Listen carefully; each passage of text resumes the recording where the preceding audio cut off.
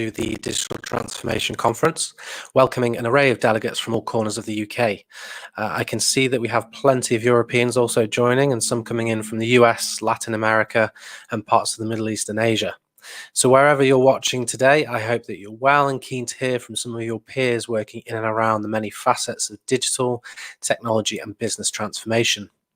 We'll be welcoming some great speakers to the sessions throughout the day, much of which will also be joining for live Q&A sessions, as well as their broadcasted presentation. Just a little bit of background for those who are new faces watching today. My name's Chris Towers, and I'm the founder and head of events for Raw Media. We specialize in running enterprise technology events and creating platforms for those that work within this vast umbrella. We've been running the Digital Transformation Conference series since 2016, starting as a very small event in London, and over the years going to be one of the biggest events of its kind, spanning conferences across the UK, Europe, North America, as well as an introduction to Asia just before things got bad. With that, we would normally be going live in Amsterdam, London, and New York in the coming weeks and months, but clearly in-person events aren't on people's agendas for the time being. But hopefully once it's safe and appropriate to do so, we will return the live event as a hybrid platform early 2021. Fingers crossed on that one. Over the last years, we've welcomed some of the biggest names across the world in digital to our stages, sharing insights on all things innovation within digital, whether it's stories about the technology and implementation of such, or the very important cultural aspects of which it sits behind.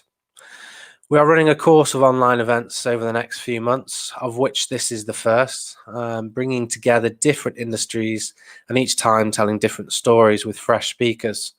We go live again in October for 4 more days of events, so we'll be in touch on those agendas throughout the next few days. I want to thank all our sponsors for this particular event, including Adaptivist, Daggerving, Xerox, and Microsoft. Each sponsor will be sharing their perspectives of some of the moving parts of digital business transformation over today and tomorrow. We've got some great presentations to be shared from those, so thank you. Without your support, we wouldn't be able to run the series. Some general housekeeping notes next. I think I've exhausted all the work from home jokes within the last few months doing these online conferences, so I won't bore you as such. I would like to draw your attention to the chat function if you're visiting through our Beyond Business Buzzwords conference page. Here you can introduce yourself, drop LinkedIn profiles for connections, and most importantly, ask questions to the speakers. Unfortunately, these online events do lose a lot of interaction that an in-person event would offer. But if you do have anything that you'd like to ask during presentations, then just pop that and I'll endeavour to pick them up. If you're just watching in on the YouTube link, the chat there isn't moderated nor is it monitored. So if you do pop in questions there, they won't be picked up. The best way to answer any questions is through that chat function, or indeed using the Twitter feed, which is at raw_digital, or the hashtag Digtra, DIGTRA. As we are set up in a work from home capacity, the risk of technical difficulties are unfortunately raised. Therefore, if we do have any issues, please bear with us. We'll try and fix any issues quickly and have the stream resolved. Many of the presentations are pre-recorded, and then we're bringing in speakers for the live Q&A sessions. The panel will also be live, so we hope everything stands up to the test of home broadband and whatnot. If you experience any issues yourself, please do drop us a quick email, and that's just at the bottom of that slide there. We'll be offering support throughout the day. We were going to be beginning the day with a presentation with the Imperial War Museum, but unfortunately couldn't make that happen today. So that's going to be happening tomorrow. So we will still be having Nick Hodder, Director of Digital Transformation, presenting tomorrow instead of today. And he was presenting on how to fail at digital transformation, a nice positive start for the day, but instead that's going to take place tomorrow. So in place of that, we're going with a pre-record that we have from Sadef Kavaz, who's the interim Chief Digital and Product Officer from the Natural History Museum. And Sadef will be discussing their digital revolution. This was back in June. And then Sadef will also be joining us on the afternoon on the panel session. So if you do have any questions, that's when they'll take place for this. There'll be no live Q&A for this particular talk, but she will be joining us later today, this afternoon, for that 2 o'clock panel session. So without further ado, I'm going to get the day started, and we're going to play Sadef's presentation and get things going. If you need anything, just pop it in the chat or drop us an email. I hope you can enjoy the day. Thank you very much.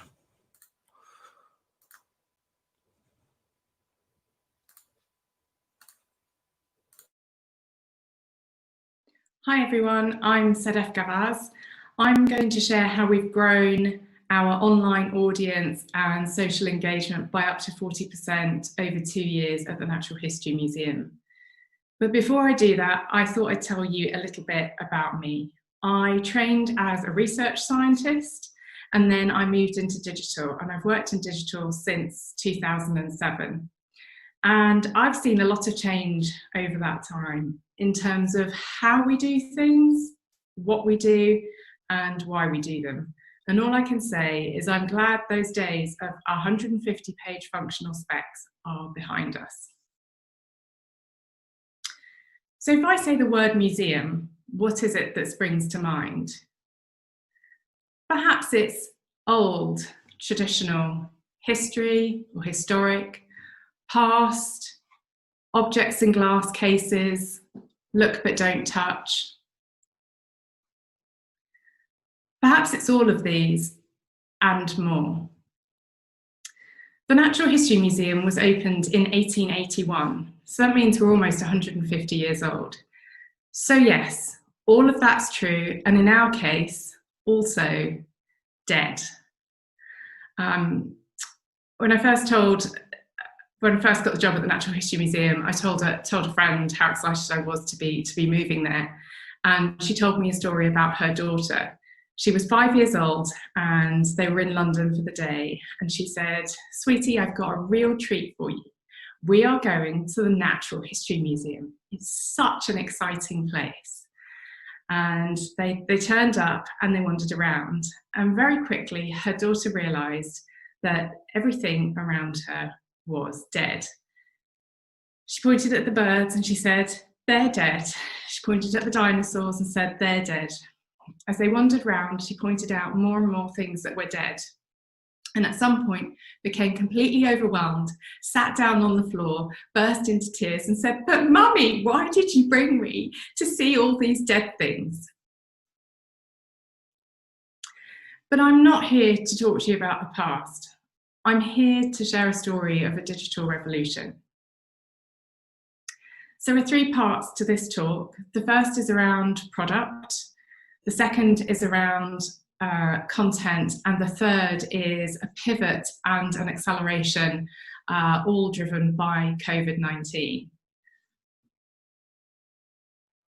So NHM goes Silicon Valley and moves into product. So to introduce and embed product as a discipline and as a way of working, as a structure, is to completely transform an organisation.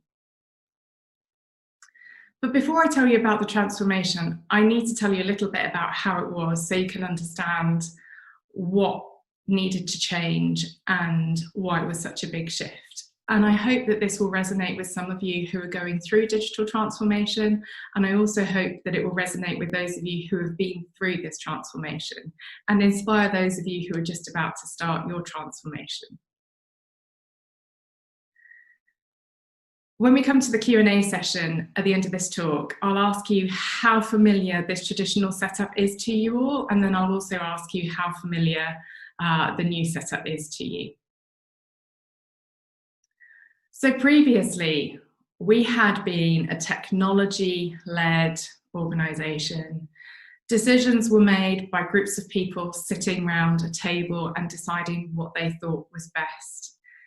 There was a huge and heavy reliance on third-party systems tools. Timelines were long, lots of stuff was outsourced. And I'll come back to this one later on in the talk, but everything was built around one audience. And that was the audience who would visit the Natural History Museum. But in 2017, Piers Jones had a vision. He was ex-Guardian, he was ex-Amazon.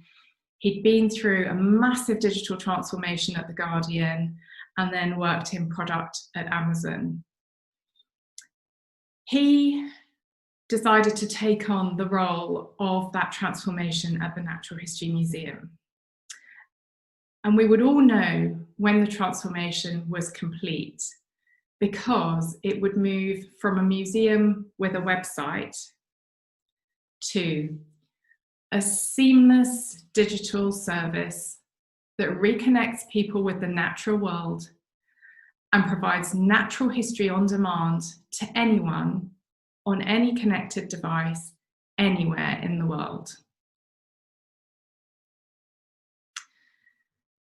Great, that all sounds amazing, but how are we going to get there?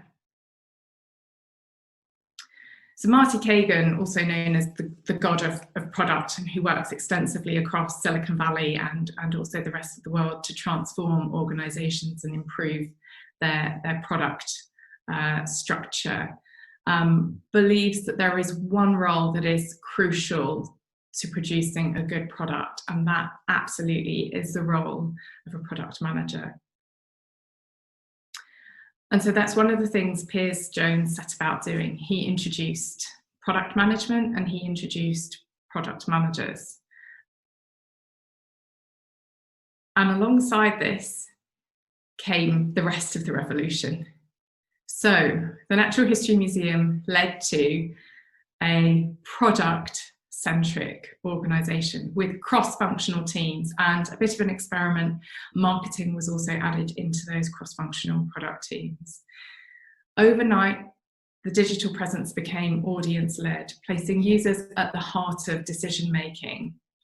Also, evidence became really valued. Not many people know this, but the Natural History Museum is a scientific organisation.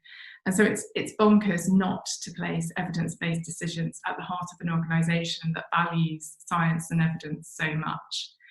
There was also a fundamental shift to agile and on-platform development, and innovation happened and new things were put out on a cycle of weeks instead of months or years. The next fundamental shift was key. The audience strategy went from one audience to two. One based on visiting the museum, so continuing with that one, and a second one based on the science of the museum and the work of the scientists. So when it came to thinking about product, there were lots of questions. How many product teams? What should they focus on? Where would the growth come from? And how could this new structure be future-proofed? In the end, 4 product teams were created with 2 conversion funnels. So the first one was around visiting the museum, inspiring and helping visitors before, during, and after their visit, which had a natural follow-on and flow down in terms of a conversion funnel to the commercial team. So increasing income through optimizing online sales. And last year, or in autumn last year, we also introduced donations because we are a charity. The second conversion funnel was all around our science. So the connecting, also the growth team, that's the team that drives all the growth that we've seen, connects people to the natural world through our science. And the participate team is all about getting you outdoors, interacting with and engaging with nature, investigation in the natural world. So the product teams were born and the structure was set up, and all of this aligned to what was happening within the museum on a kind of day-to-day basis, but also with the museum strategy. So all of that looked great, but how were we going to measure success? And it needed to be really simple, because the Natural History Museum, as I said, it's almost 150 years old, steeped in history. There are many reasons why things are done the way they are, and the story that was being told through this digital transformation needed to be kept simple. Piers Jones also embedded OKRs, And I'm grappling with that one today in terms of helping people in other departments beyond digital to understand what they are and how they work, and how they help to have empowered product teams. So we have 3 key results: the number of sessions, so number of visits to the website, the number of social engagements, and commercial transactions. So as an organisation, we have a link to the Department for Sports, Culture and Media, DCMS, and traditionally government departments love these massive reach numbers. But we all know that reach is one thing and engagement is another. And it's a bit like that billboard that you drive past and it says, get your ad up here, 20 million eyeballs are on this a year. And you think, well, are they? Or are they mostly driving and a few of them kind of pause and look up at your billboard when there's traffic? So we're all about meaningful metrics. So the team was set up in 2017, and what you can see here, so it's digital media and marketing was set up in 2017, and what you can see is that the 2 years before the team was set up, there is no growth, it's absolutely static. And after the team is set up, we have a 40% growth since the formation and 14% year on year. So that takes us to October 2019.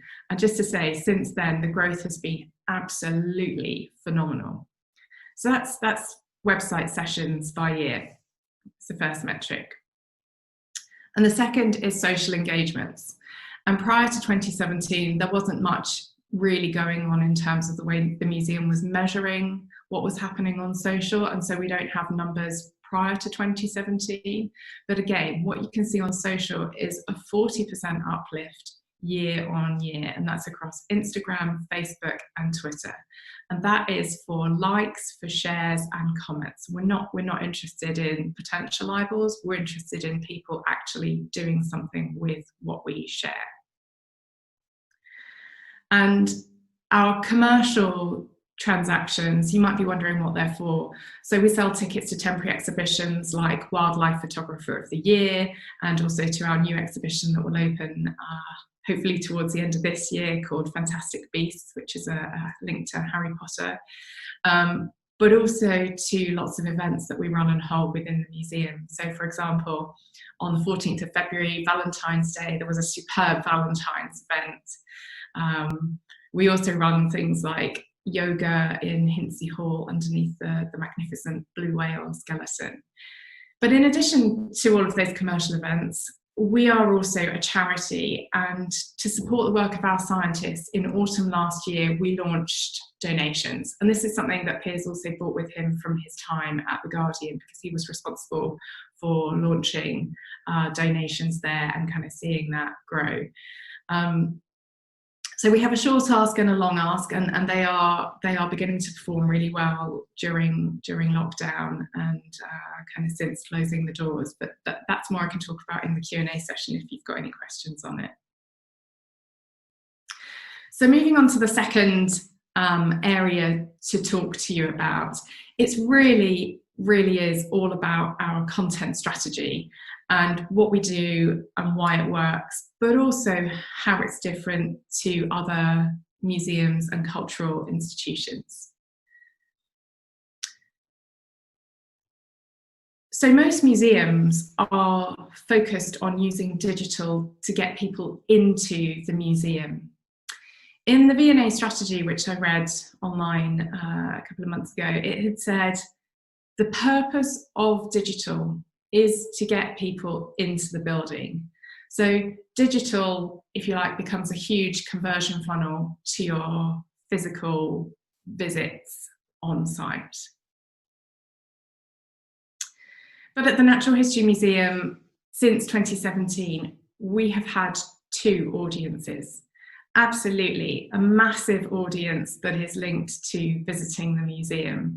And I should say a year, we're at about 15 million visits to the website a year, which is absolutely phenomenal now. So our numbers have kind of gone up a lot since since October, November in the last graph I showed you. So if we look at the museum strategy, there are two parts. One is around educating the public and kind of having a big impact and sharing all the knowledge and information that we have and sharing our collections.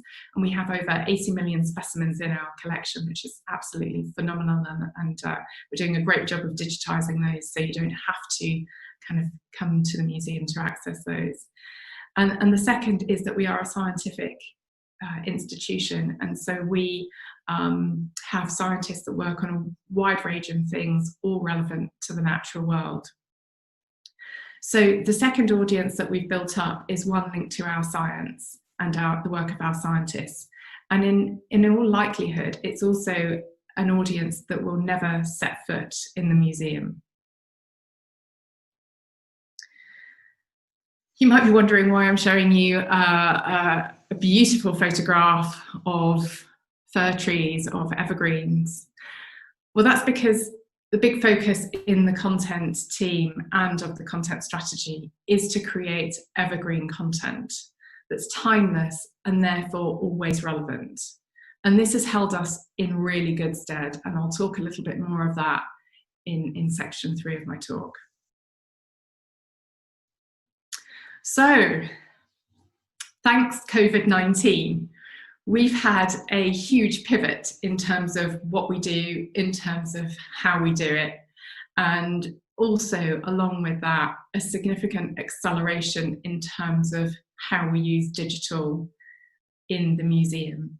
So if part 1 of the digital transformation was introducing product teams, and part 2 was setting up an evergreen content strategy that aligns across these two audiences, that's made up of families and millennials. And part 3 of this digital transformation or digital revolution is absolutely due to COVID-19. So on the 18th of March, we closed the doors of the Natural History Museum to the public. Excuse me. It was an incredibly emotional day. I was in the office on the 17th, and as people turned up to work, I turned them away. I said, look, we're closing the museum. Take your laptop home, take what you need, just, leave, go home. We're going to be closing. We're not coming back into the office. Thankfully, as a digital team, we were all set up with, Google Docs, Slack, and the museum had just begun rolling out Teams as well. So it wasn't an issue to transition the team to working entirely from home. Nonetheless, it was an incredibly sad day. And then we got planning. So a year, we have 7 million people who come to the visit section of the website. And what would it mean with the doors closed if we were to lose 7 million people? The challenge was around how could we keep them engaged? And if we could keep them engaged, it would hold us in really good stead for when we reopened. But at the same time, we also had an audience, our science audience, that never set foot in the museum. So on the one hand, I was slightly concerned and worried that we might lose a whole chunk of our user base. And on the other, I was reassured by our 2 audience strategy. So we wasted no time. We put a call out on social to ask our engaged users what they wanted to see from us. And 3 new themes emerged in addition to what we were already doing. One was around virtual tours, which will come as no surprise to you. In the first few days of lockdown, virtual tours were highly Googled across all cultural institutions here and in the States and in many other countries. The second one was about things that people could do at home. For example, creating your own dinosaur egg this Easter with a really cute little peg and paper cutout. So making a series of activities that people could do at home, both for children, so for families, but also for adults, based on things that people were likely to have at home. And the third category Started off as nature from your window because we thought we might go into an Italy-style lockdown, and then merged more to nature from home. And there we created activities around making a nature journal, or observing the birds you have in your garden, building a butterfly feeder. Fortunately, our lockdown wasn't as harsh as Italy's. And here's just a close-up of our submersive, immersive, interactive experience that we have on our website. And if you do have 5 minutes, I recommend you take a look at this. This is an experience about the blue whale that hangs in the main hall as you walk in through the main entrance of the Natural History Museum. And just to give you some idea of the numbers we're seeing, so kind of last week overall to the website, we had 306,000 visits. And our virtual museum section had 21,000 of those visits. So this is performing, extraordinarily well. But do check this experience out. The URL's in the bottom left-hand corner for you as well. But what about our members and patrons? Their offer, they are our supporters. Their offer is predominantly based around visiting the museum. If you're a member, you don't need to queue, you can walk in at any time. Well, what happens to all of those physical-based benefits when the doors are shut and the benefits are not available to them? So once again, Lucy Brooks, who heads up our content team, she does an absolutely amazing job of this, put a shout out to our members and our patrons to ask them what it was they wanted to see from us while we were closed. And the Hive was born. It's an exclusive area for members and patrons. It contains curated content aligned with the things that our members and patrons wanted to see from us over the coming weeks. And it also includes special exclusive online events. And the idea with the Hive is that every 2 weeks, we offer up a new selection of curated content. So it's drawing on the evergreen content that we already have created, but it's pulling it together and creating a curated narrative specifically for our members and our patrons. And the feedback has been absolutely brilliant around this. And so, this is something that will absolutely continue and we will keep once the museum does reopen. Another area we had to look into, we were forced to look into, was events. So when the museum doors are open, we run many events in the museum. They are for the public, they are for patrons, they're for members. Some of them are free, many of them are free, some of them are paid for. And we had a challenge, and we also had a choice. Would we stop all of our events because the museum was closed, or would we find a way to hold and host digital events? So the studios team that usually produce film and also live events in the museum found a brilliant piece of software, and we set up live events. We've had over 10 live events now out to the general public, and you can see the format of them on the screen. So we'll have a science communicator up the top, and we'll have a scientist, in this case it's Fred, talking about an area. And traditionally when we run these events in the museum, we might have 50 people watching them in our Attenborough studio, named of course after David Attenborough.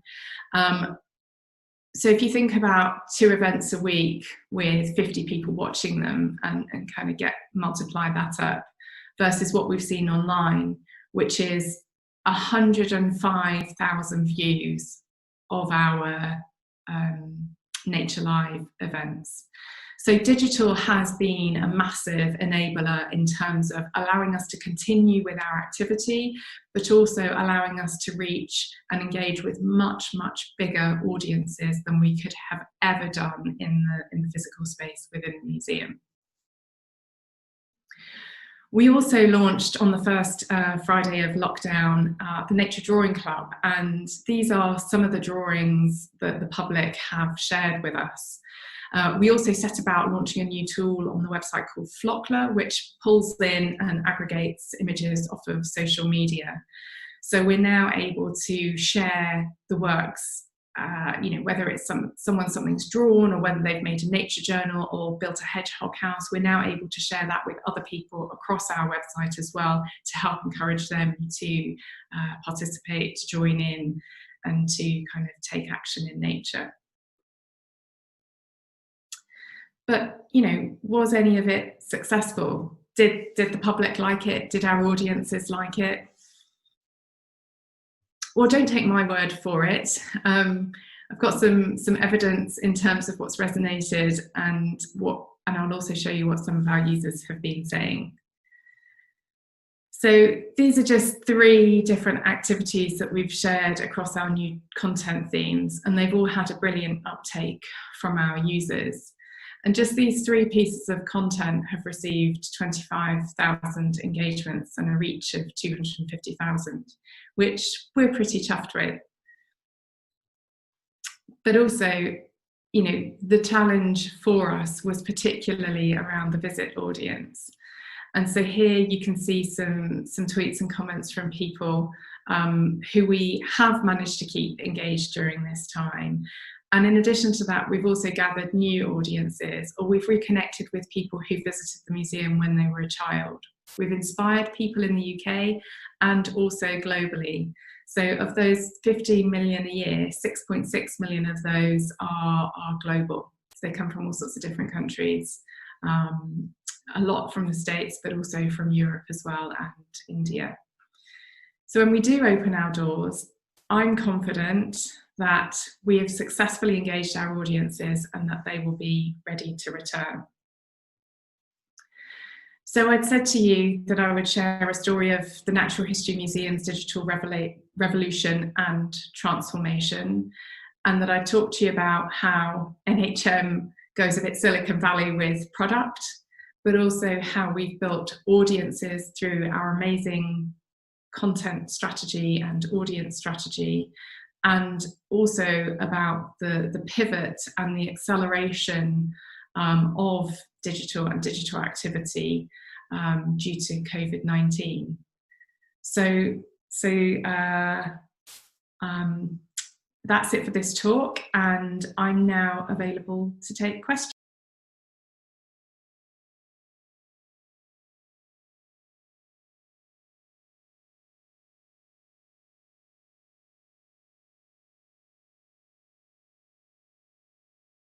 You might have noticed that previous to this, it was going to be the Imperial War Museum. Due to some last-minute changes, we had to put Nick Hodder, who's Director of Digital Transformation from the Imperial War Museum, tomorrow. So we'll be updating agendas to reflect that change for tomorrow. So Nick Hodder, who was meant to be going first, will be joining tomorrow late morning. So that was a nice start to the day from Sedef Gavaz. As mentioned at the start of the talk, there will be no Q&A for this. However, Sedef is joining us this afternoon at the 2 o'clock panel session, Transformation in a Crisis.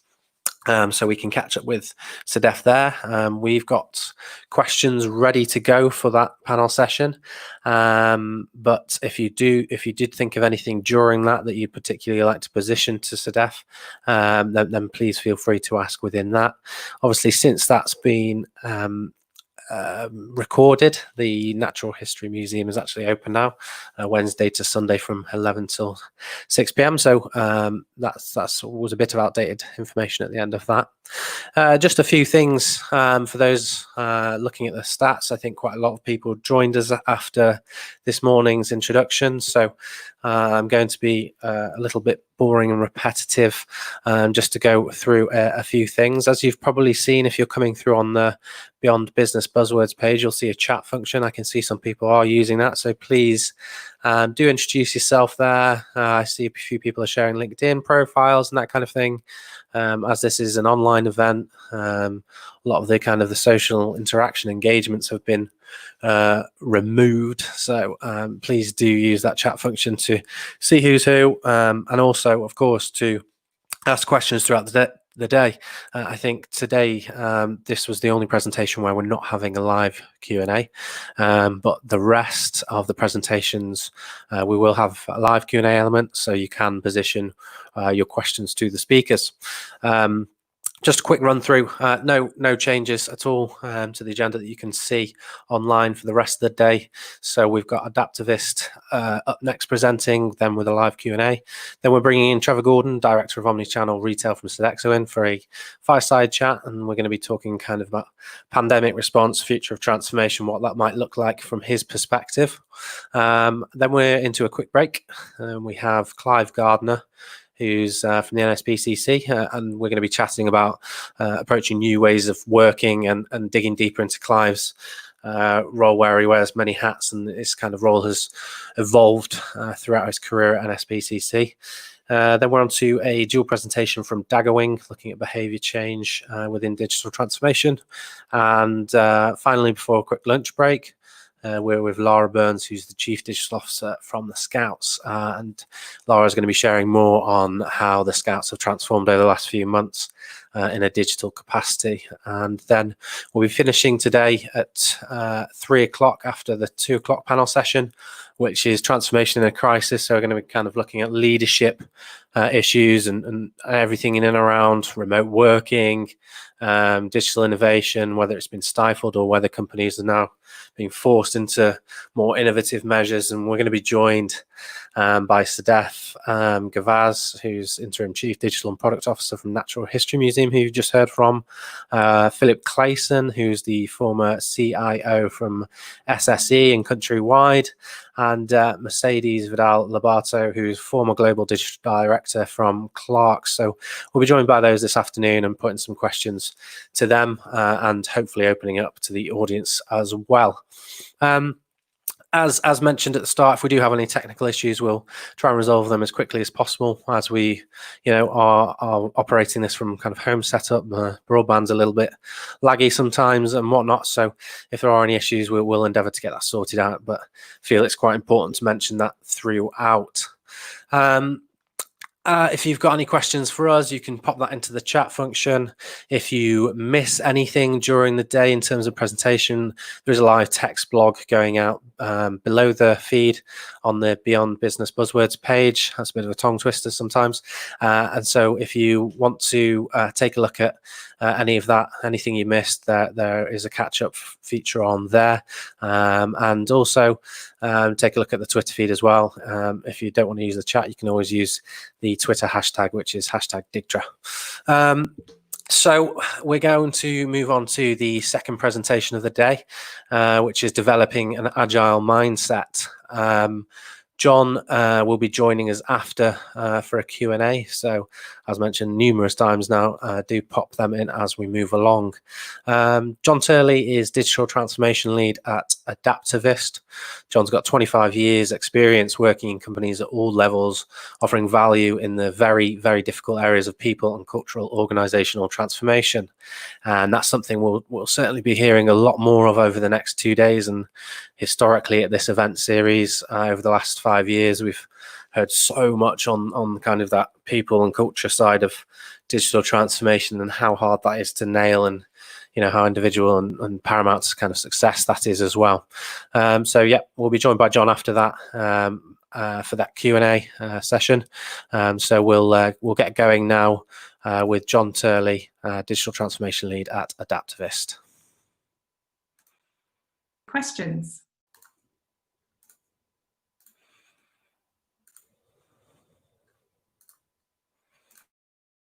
Hello, and thank you for the opportunity to speak to you today about the people part of the people, processes, and tools triumvirate.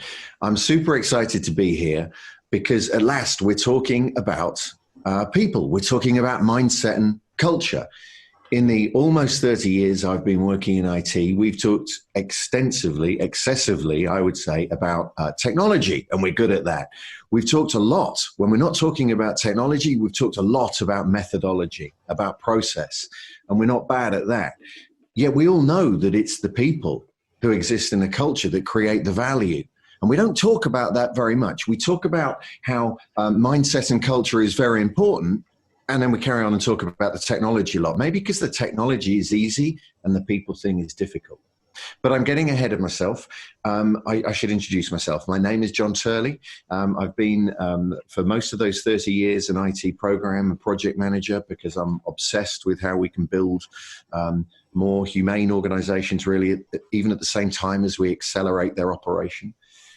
I have worked for IBM and Infosys Consulting, delivering services to clients like Legal & General and Royal & Sun Alliance, or RSA.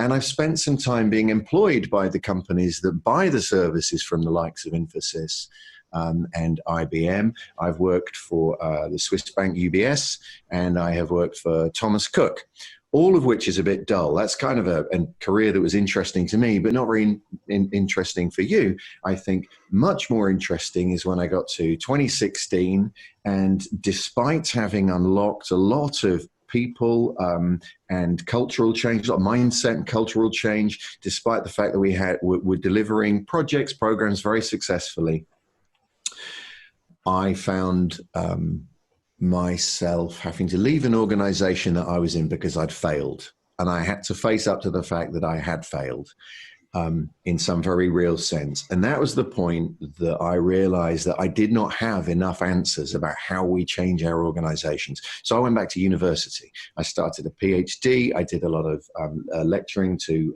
undergraduates and postgraduates in things like complexity science, sociology, developmental psychology.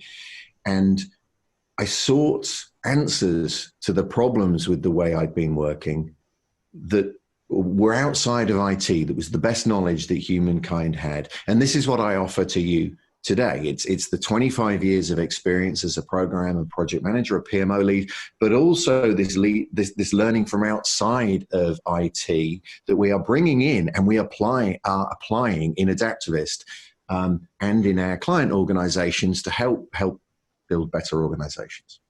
So the 20 minutes or so in which I'm going to be talking is really structured into three thirds. The first is that we're going to talk about why do you want an agile mindset?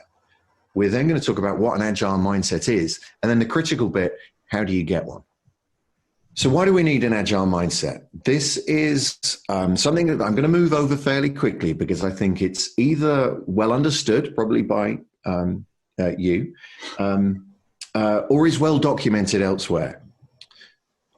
But the reason we need to develop a more complex agile mindset comes down to increasing complexity. Complexity is increasing in the world in which we work. It's not doing it in sort of a homogeneous, even way, but the pockets of complexity that exist are growing, and those pockets are becoming more numerous. This is the result of globalization, powerful new technologies, and scale. What it means for us, however, is that more of us find ourselves working in environments in which there are more moving parts, and those moving parts are more highly interconnected with each other than ever before. That's a reasonable working definition of complexity. What that means is that the relationship between cause and effect is non-linear. And don't worry about that. The effect of it being non-linear, though, is that for many of us, for more and more of us, the environments in which we work are ambiguous, they're volatile in a way that they weren't, and they're unpredictable.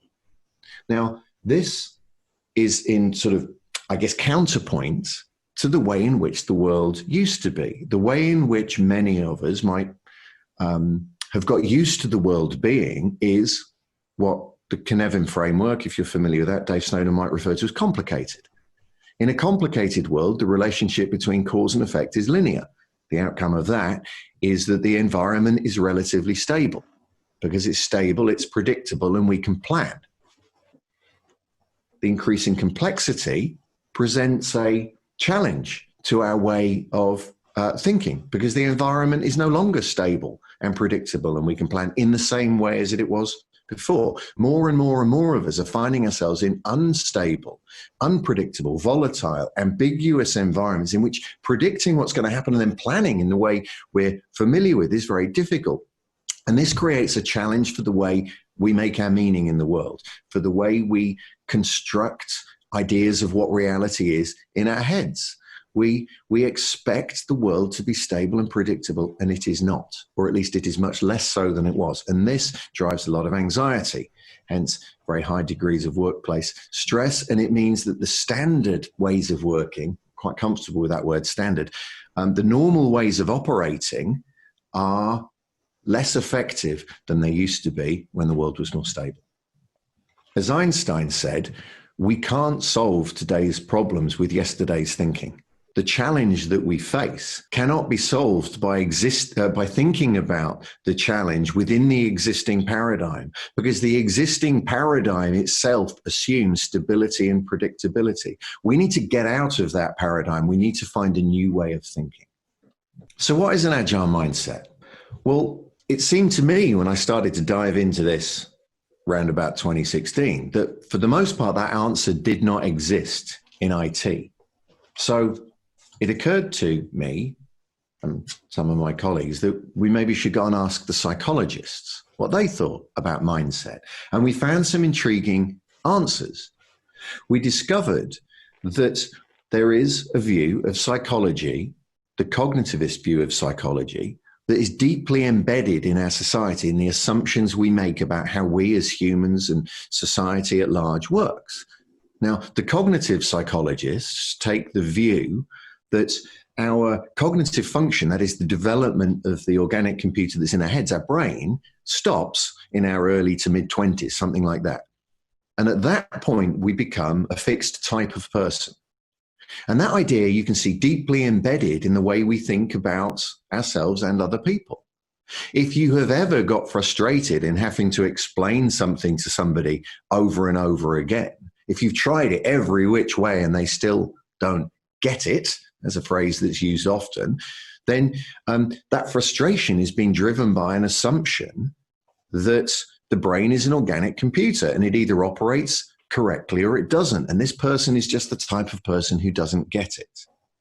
And this might sound slightly implausible to you, but Carol Dweck, who is a brilliant psychologist who has done some wonderful groundbreaking work and written a fantastic book about the fixed mindset and the growth mindset.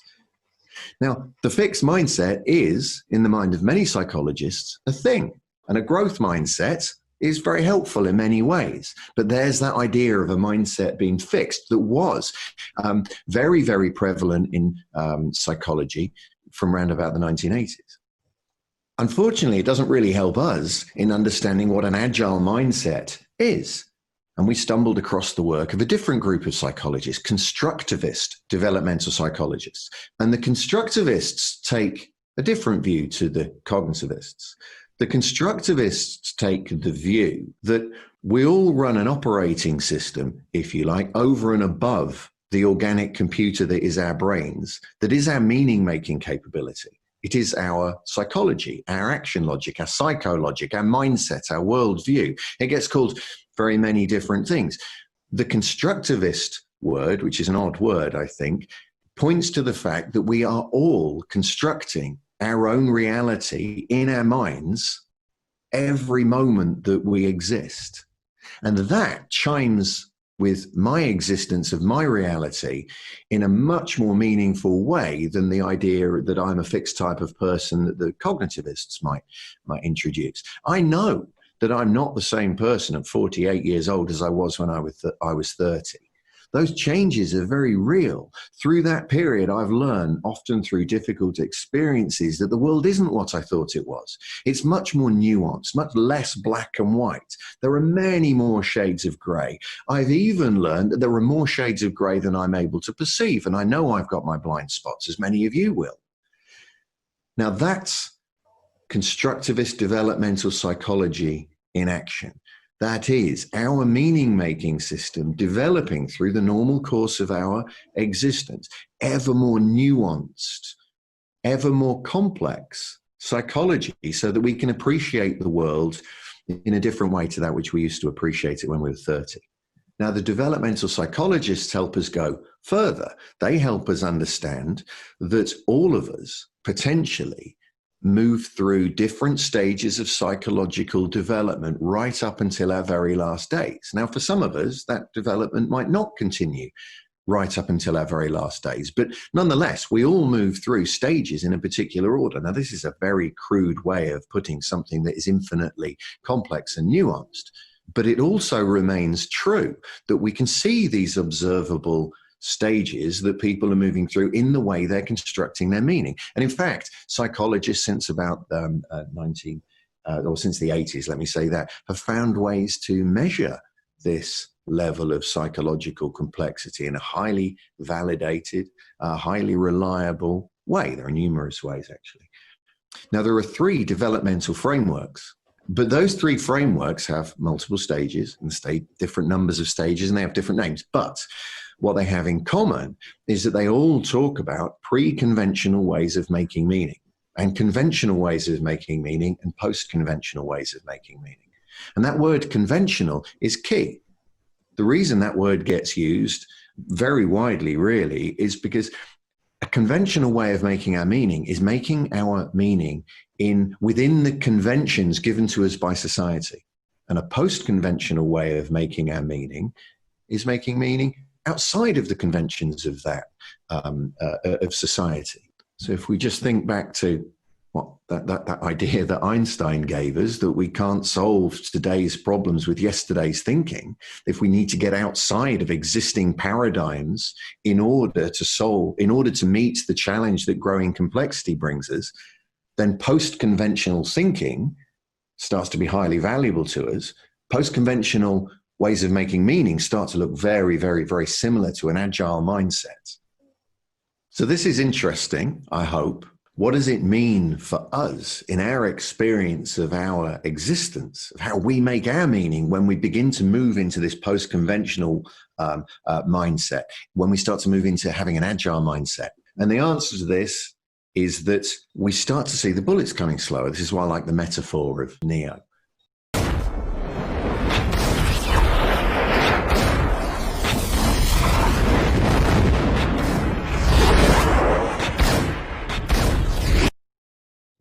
We literally start to see the world differently.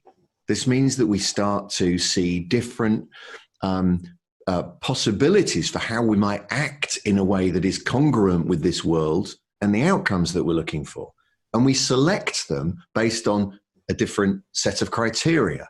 And we have a wider range of possible responses to those bullets to meet the challenge that we face. The key thing, though, is getting the agile mindset, right? This is all fine. And the theory that grounds us as we step into sort of unknown areas of our work is absolutely key. Otherwise, we're just floundering around in the dark. But it's the practice that is powerful. It's the practice that allows us to change ourselves and the environment in which we function. So as we begin to turn theory into practice, in Adaptivist, what we have been doing is deploying 3 sort of new services that we have come up with. And to begin with, we've deployed these internally and derived a lot of value, we thought. And when we've practiced and we've learned, we've taken these to customers and we're piloting them with customers. And the first one of these is an idea that we have, work that we do around social networks, around the mapping of social networks. Now, the social networks are critical to understanding how to develop mindset, for each of us to understand how to develop our own more agile mindset, because we can't think of mindset developing in isolation from the social network that we each find ourselves in. So your position in that network is really key. Who are you interacting with? Is there a diverse set of views? Do they support? Does the part of the network that you're in support experiments? Does it use the word failure? These kind of things become very, very important. And we can no longer think of the mindset in isolation from the whole. We must think of them together. Clearly, however, mindset is influenced by culture. The mindset we develop is a product of our culture in many ways.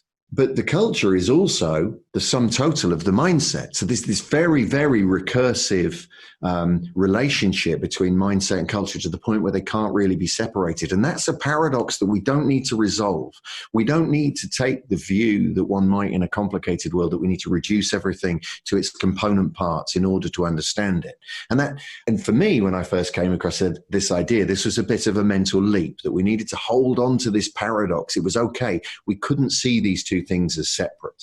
The second thing that we've started to do is to engage in something that we call dialogue partnering. Now, dialogue partnering hits a very similar space to leadership coaching. It's one-on-one work between an individual and their partner, so two partners really. And we have a structured method that Robert Keegan really gave to us in his work. That he has a great book called Immunity to Change. And we took the work that he did in that book and we started to apply it in a way that supported two people engaging in a collaborative inquiry into an individual's meaning making. And we start to see their aspirations through the lens of meaning making.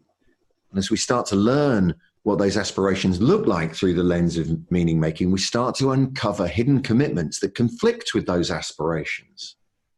And as we start to surface those hidden commitments, in the language of Keegan particularly, as we start to take those commitments that we are subject to and start to hold them as object, then what we start to do is unlock greater agility, because those assumptions that we're making about what the world is and how it operates and how we need to operate can be examined, and they can be tested in safe little experiments in the real world. And this is where we start to actually adjust the way people make their meaning. We almost start to tinker with the very essence of an individual's meaning making and upgrade it, or actually they begin to upgrade it to something that is more complex, something that supports their journey towards their aspirations more effectively than when those commitments remained hidden. And if we take that dialogue partnering and that development of mindset, along with the mapping of the social network so that we can all work together to adjust the structure. There's a very strong relationship between structure of the social network that is an organization and the performance of that organization. Then we start to be able to do something quite powerful. We start to be able to mix those two things that earlier I said we can't separate, the culture and the mindset. Once we had done these two things in Adaptivist, I expected emergent innovation to sort of surge forth, and it didn't. And I was very puzzled by this. We were deeply puzzled by this. And we turned to something called self-determination theory, actually, which is just a theory of motivation put together. More heavily researched theory based in observations, the highest level of research that humankind has got, into motivational orientation. Clearly, if people need to choose to act, adopting a new mindset, working towards a new mindset is great, a more complex mindset. But if people don't choose to act, then it doesn't make any difference to how the organization performs or to how they do their role or anything. So we have to start to unlock autonomy. And to understand that, we needed to start to understand how many organizations are built around control and compliance.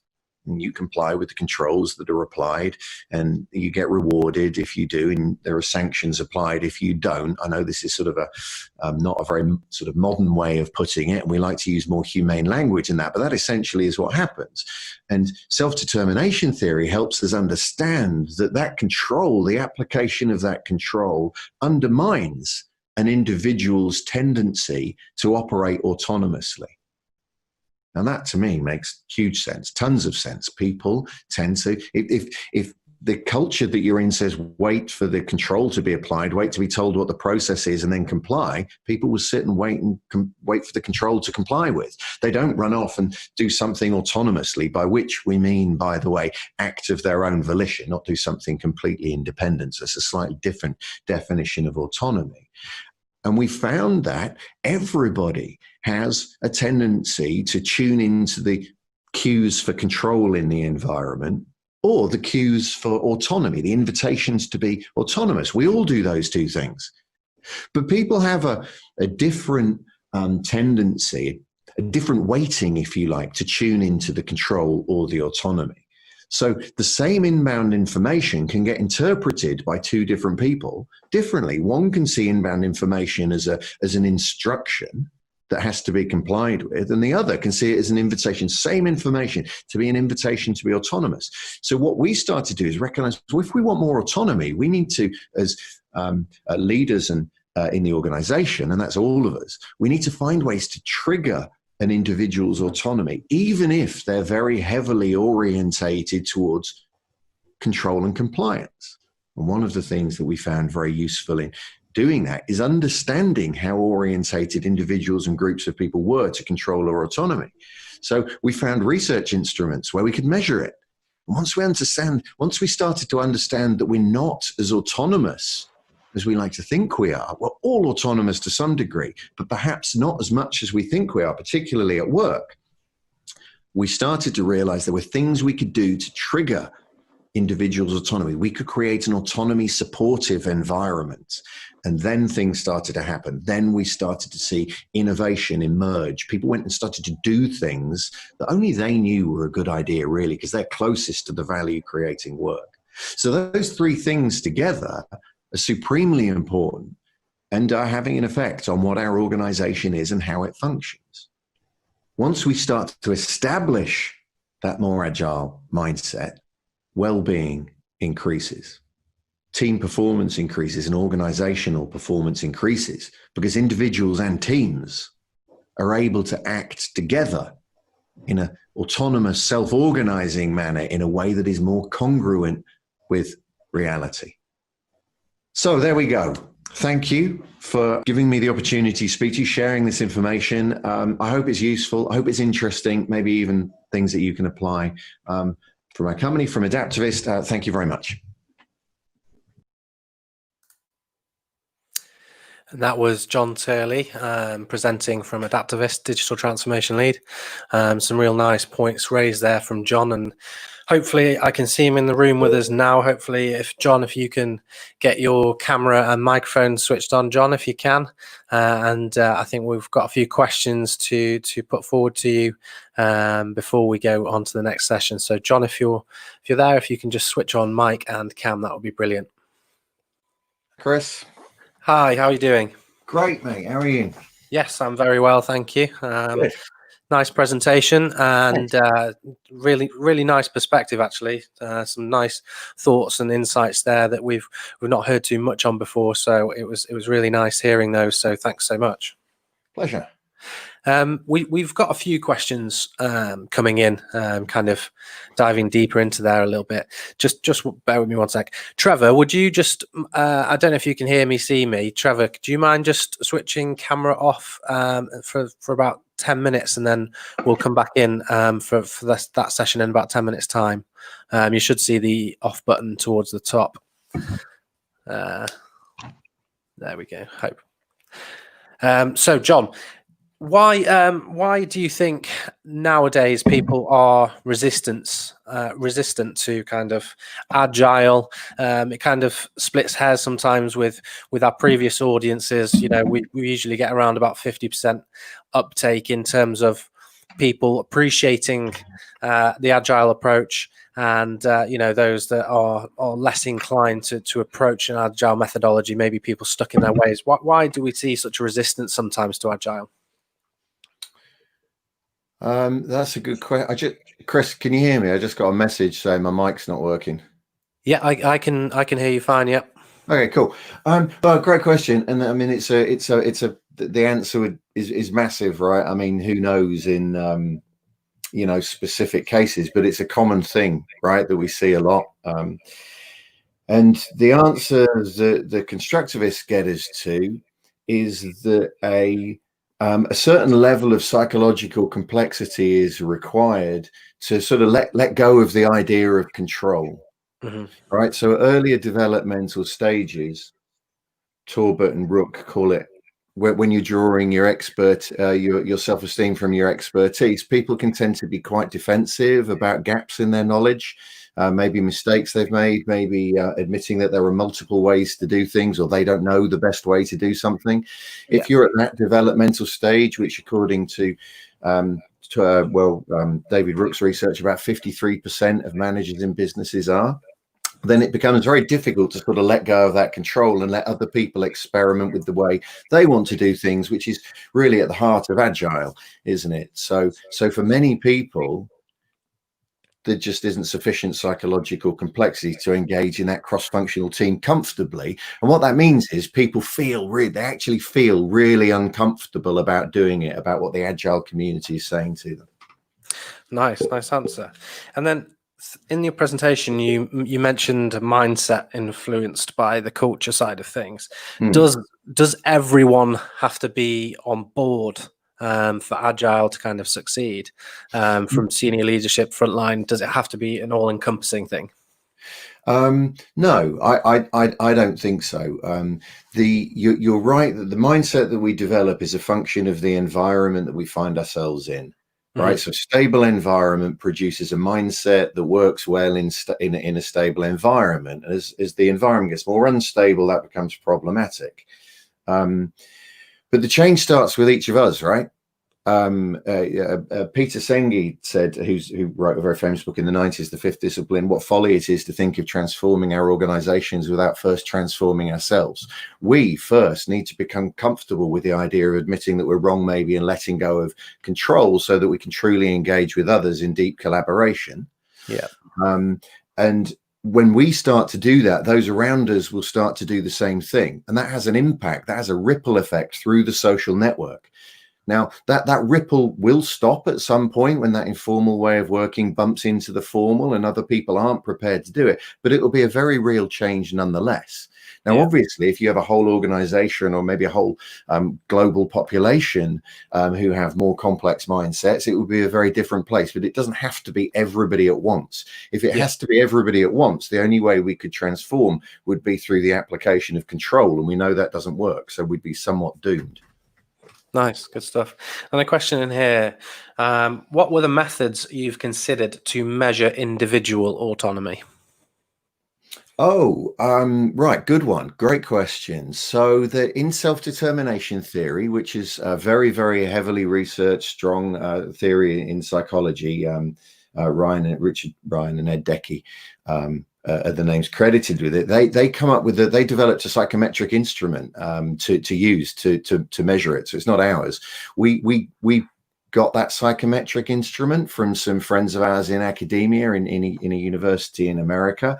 It's called the Global Causality Orientation Scale. That's what the academics call it. We call it Motivational Orientation Survey, and we can use that tool to get to do that measurement, right? Which doesn't define people. That's really important, but gives you an indication of how likely people are to interpret inbound information as control or autonomy, or an invitation to be autonomous. Nice. And then another question, when you're looking at social networks, what kind of structure are you interested in? So I'm interested in an almost infinite number of structures, right? However, what we use in our work in Adaptivist, we can narrow it down to two specific use cases. One is that we're interested in the structure within teams. So we can see quite clearly whether teams are structured hierarchically, or whether they're structured in a way that would support cross-functional working, or whether they're structured in a way that would be more dynamic than a hierarchical way of working, but quite closed to the idea of cross-functional working. So we see three different structures in teams that tell us, I mean, this is part of the research we're doing with teams. There's quite a strong correlation between those three structures and the employee engagement of people within the team. So that's one type of structure. The other is that we're very interested in looking at the whole of the organization, at what tends to be called the core. So those central nodes in the network that are on the path to everything, right? We all know there are those in our organizations, and the periphery, which is a disengaged group of people who aren't in the core and aren't on the path to many things at all. And having a disengaged periphery is very problematic. And the size of the core and the periphery tells us a lot about how the organization is functioning. And that's another structure that we're very interested in at an organization level as opposed to a team level. Okay. And then what drawing on some of your answer there, what's kind of the biggest challenge when you go into an organization and let's say, for example, that it's a bit of a mess? What's the hardest part? Is it kind of leadership buy-in? Is it kind of instilling a culture throughout? Obviously there are many challenges, and I mean it's the golden ticket answer, right? But in just in terms of your experience, what are the kind of the main things that you see that potentially can be fixed, not easily, but in a short amount of time versus over a period of years, because culture change isn't instant, right? Correct. So yeah, amazingly, there is an answer to this question. The thing we see over and over again is that people are not in a position to grasp their own autonomy, right? So everybody's too busy, doing whatever they do. They're in a culture of busyness, which is so prevalent, right? And what we say to them is, look, make little changes, not to the work you're doing, but to the reason that you're doing that work, just to incorporate a little bit of learning. And as you learn a little bit, you'll free up a little bit of time, and then you can take a bit of autonomy and decide how you're going to act when you're running on the hamster wheel. We know that we can't stop the bus, as it were. You know what I mean? And get everybody off and onto another bus. We need to make changes in the flow of real work. Okay. And once we grasp the idea that that's possible and what that looks like, and it isn't very difficult, but it is a big mental leap for people, then we start to see real change unlocking. That undoubtedly is the biggest challenge that we see. Nice. And then going back to that social network, we've had a question coming in that social network, there is a need for individuals to be prepared for a level of vulnerability than they are normally comfortable with to get to the real motivations. How have you approached this? So I agree with the statement, right? There is a need for people to be vulnerable. One of the things that Robert Keegan, I mentioned, talks about earlier, the work that we lean on, is how to build what we call a deliberately developmental environment. So that's an environment that encompasses the social network and focuses on the outcomes that we get from our work. They remain just as important as they always are, but also how we go about doing that work to make sure that it's scalable and repeatable. Okay. And in a deliberately developmental environment, what we have to do is create some, the psychologists tend to call it disequilibration. It has to, the problem that we're addressing has to get people out of their comfort zone a little bit, has to push them a little bit off balance. Now, what that means, a little bit off balance, is unique to the individual or individuals that you're working with, right? Some people can sustain being off balance, quite off balance, and some only a little off balance, and some can sustain it for a long time without very much support, and some can only sustain it for a short time with support. You've got to work all that out. But when people are out of their comfort zone, that's when they have to start to examine their own meaning making and allow themselves to be a little bit vulnerable. That's what it means to be out of your comfort zone, right? You're nervous about what it is. And if we can demonstrate that that's okay, that the outcomes that we get from being vulnerable aren't going to be problematic in any way, right? They're going to be supported and they're going to be welcomed, irrespective of what the impact is on the social network, on the environment. Then we can start to encourage people to express that vulnerability and learn to be comfortable with it. Yeah.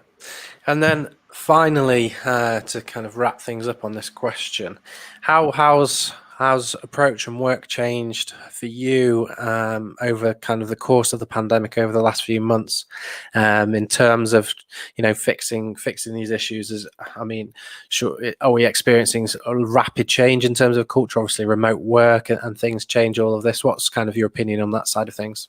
So two things jump out, right? The first is that I used to talk to people a lot about three things in their individuals and the teams, how we could help individual well-being. That's sort of the reason I get out of bed, to help people feel happier in their work, right? But then quickly we'd move on to team performance and then organizational performance. And now people don't want to talk about those last two nearly as much as they did. People just want to talk about well-being, because many more people are genuinely worried about the well-being of their colleagues, right? So brilliant. So it's changed the dynamic of the conversation, but it's also accelerated some of the things that self-determination theory and developmental psychology would sort of predict are going to happen. People seem to be forming tighter cliques and retreating into those cliques more quickly. And, you know, within the clique, they're the good guys, and the people in the other cliques are the bad guys. And these sort of interactions between the two has broken down. Yeah. So I think what we're learning is that we need to develop specific roles that bridge those gaps between cliques to keep the information flowing. And in fact, that's what we saw in the social insights study, the mapping of the network structure that we've done recently in our organization. We do it every year. That's what we started to see. Nice, thanks, John. And just quickly, because I know you've referenced quite a few works there, so you're obviously a reader, looking at the background as well. Top book for anyone more interested in this, kind of beyond what you've said as well. Recommendation there. If you're interested in okay, so here's two, like, just to help me answer this question. This one, Immunity to Change by Robert Keegan and Lisa Leahy, is profound both on an individual and an organizational level. And this by Bill Torbett and our friend David Rook and other associates is also mind-blowing. This is about they're both about developmental psychology, really constructivist developmental psychology, but they're really practical insights. They're not written for nerdy wannabe academics like me. They're they're really practical, really helpful. Well, good stuff, John. Look, thanks so much for joining us. My nice pleasure. presentation. Thanks for putting it on. Thank you to and your colleagues. Yeah, no worries. Thanks, John, and enjoy the rest of your day. And yeah, great questions and answers there. We'll do. One thing I might add, Chris, if anybody's got any other questions or anybody wants to reach out, find me on LinkedIn, whatever. I'm real happy to talk about research and so on. So people can find me. Thank you. Good Thanks, stuff. everyone. All right. Thanks, John. Take care. Have a good day. Bye-bye. Bye-bye. Okay, so nice insights there from John on agile approach, psychological thinking as part of digital transformation, which, as mentioned, we get a lot of talks about people. Culture side of it is kind of the golden ticket answer, really, when approaching digital transformation. So some really nice insights and food for thought there from John. So appreciate that. Thanks for joining us. We're now going to be joined by Trevor Gordon. Trevor, I know that your camera was on and off there. I actually switched it off. So if you could switch back your camera and microphone back on, so you can join us. I can see you're in the room here, so hopefully you can get that back up and running, and we can kick things off. Trevor works in the world of customer insights, data, and technology. And has experience across a range of industries and companies that include Transport for London, Vodafone, View Entertainment.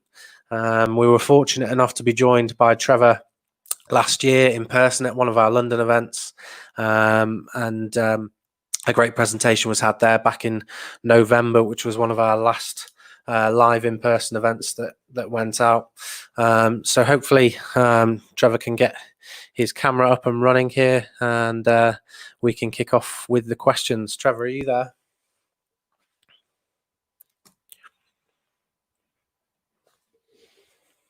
The joys of live broadcasting. Hopefully Trevor will be with us very shortly. I can see he's on our platform, just can't see or hear him yet.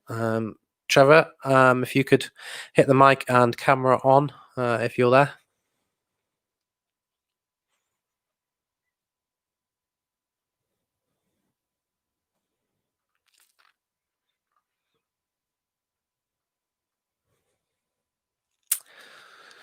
Just bear with us on this one.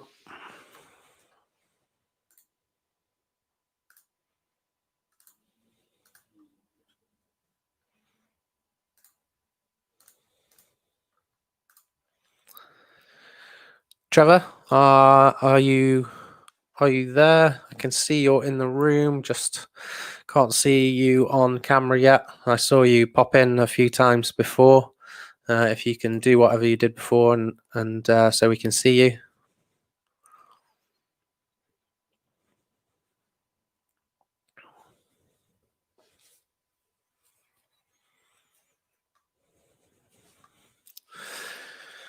I'm glad I covered off the technical difficulties in the opening remarks. We're just waiting for Trevor. Oh, no, what's going on?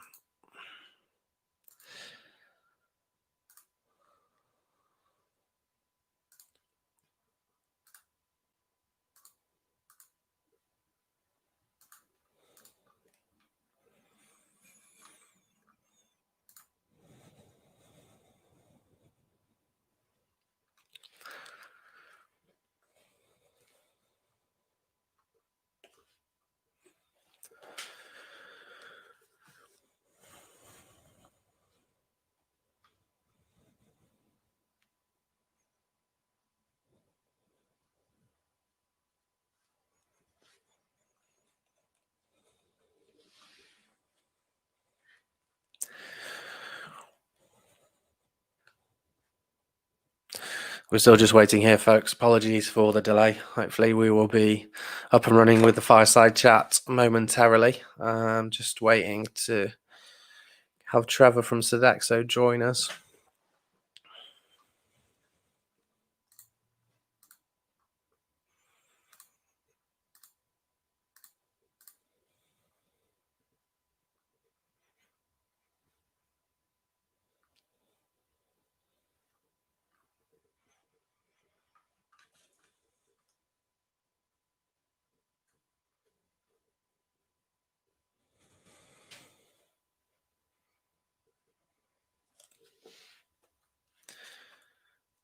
Trevor, I don't know if you wanted to exit the room and come back in, because we're not picking up your camera or microphone here.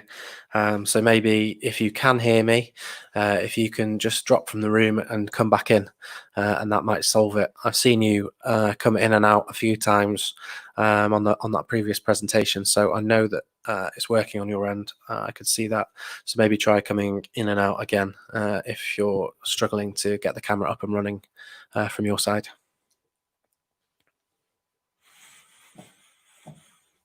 Ah, here we go. Trevor, can you hear me?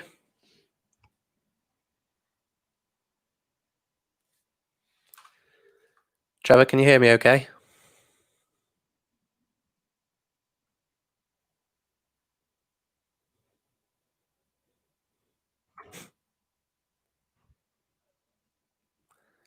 Hi, Trevor, can you hear me?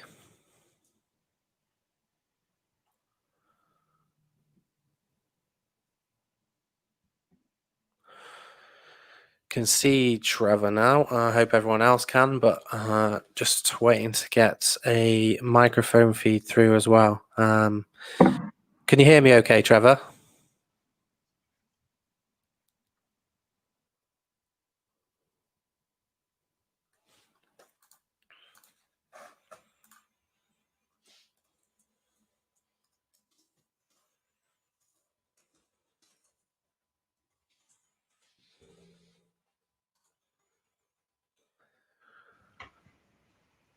Trevor, can you hear me?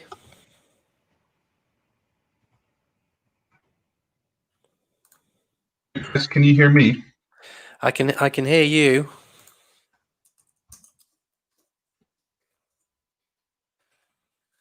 I can't hear you, Chris.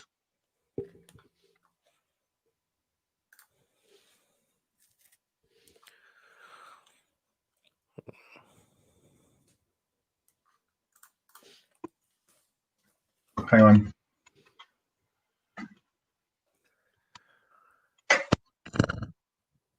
Can you hear me now? Chris. Ah, can you Try hear again, me? Chris? I can hear you. Can you hear me? Hello, Trevor.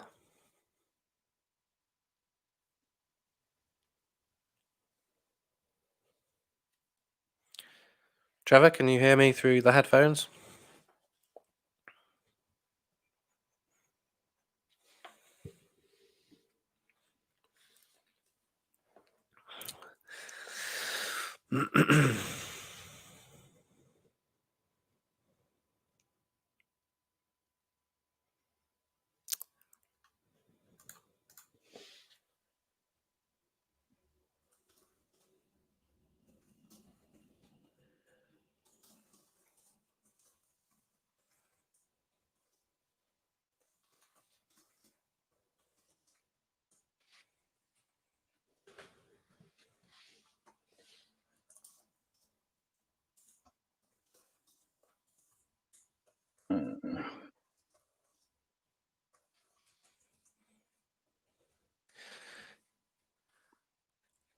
Can you hear me yet, Trevor?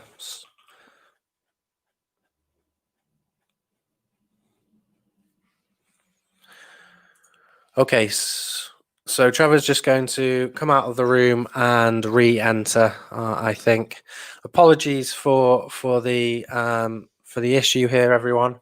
We will be back up and running with this in a few minutes. I did mention at the start about those technical difficulties, and we do experience one or two during the day. We've allocated quite a good time for this chat, so we'll still be able to get through all the questions that we wanted to ask. Essentially, the conversation is going to be about Trevor's role at Sodexo, kind of the transformation they've undergone. They're adapting to COVID-19 and about the kind of significant ways of changing. So we're going to kind of poke into a few areas of kind of digital transformation, technology transformation that Trevor's done at Sodexo and kind of his experience with so. So once we have Trevor back in the room, we'll be positioning those questions to him. Then we'll be into a short break for this morning and rejoined for another live interview from Clive Gardner and SPCC. See, Trevor's back Hey, Chris, in the room. Can you hear me? I can hear you, Trevor. Can you hear me okay? I still can't hear you if you're speaking. Okay, so what I'm going to do is Trevor can't hear me, but I believe that people can hear me on the stream. So I'm just going to go off piste here and send the question, fine, Chris, I can see it. questions in a text format. So first up, I'm going to ask Trevor to introduce himself and tell us a bit more about his role at Sodexo. So Trevor, if you could answer that for us, that would be marvelous. Hi everyone. Good morning. My name is Trevor Gordon. I'm Director of Global Omnichannel Retail at Sodexo. Sodexo is the leading provider of quality of life services. We serve over 100 million people a day in 68 countries.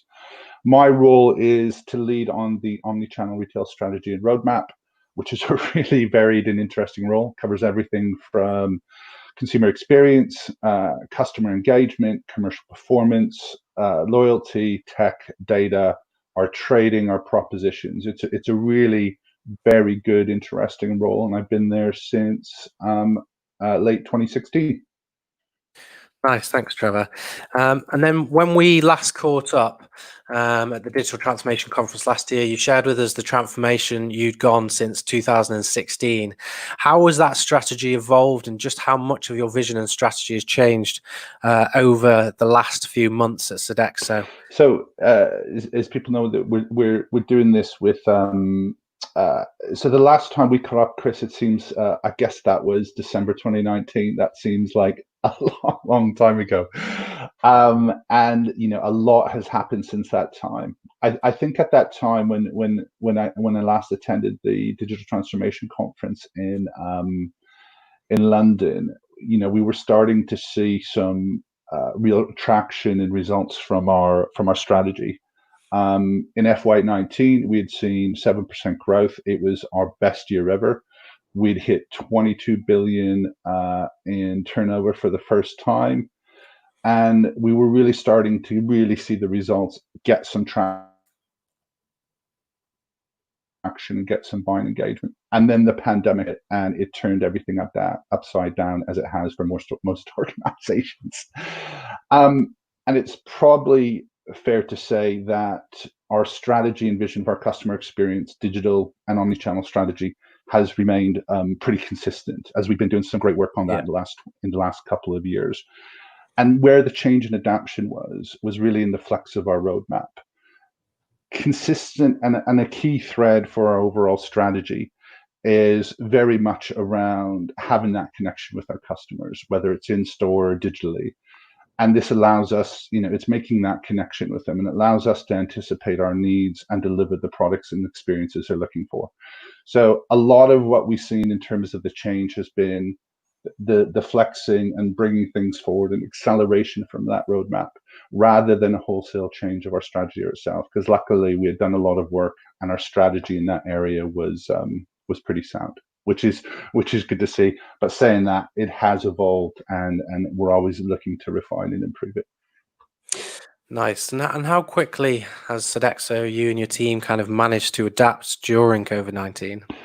The team has been fantastic. The pandemic has had a huge impact on all businesses, but we saw for ours, because if you consider a lot of the customers we're providing it to, they are doing it in large corporates, they are doing it in health, they're doing it in schools, it is key sports venues, energy and resources. We serve a whole wide variety of customers, and I think a lot of the things we've been doing, and I talked about flexing our roadmap, is we really worked well together as a team. And a lot of the things that we had to accelerate, we already had in development. And so they'd been incubating before the pandemic.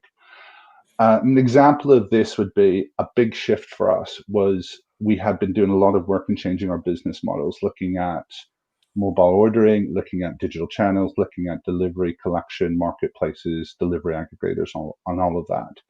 And really what we saw was the acceleration of that and the requirement for that need for that fully contactless customer experience. So that was really about expanding our online ordering, and particularly our fulfillment, so all the delivery and collection.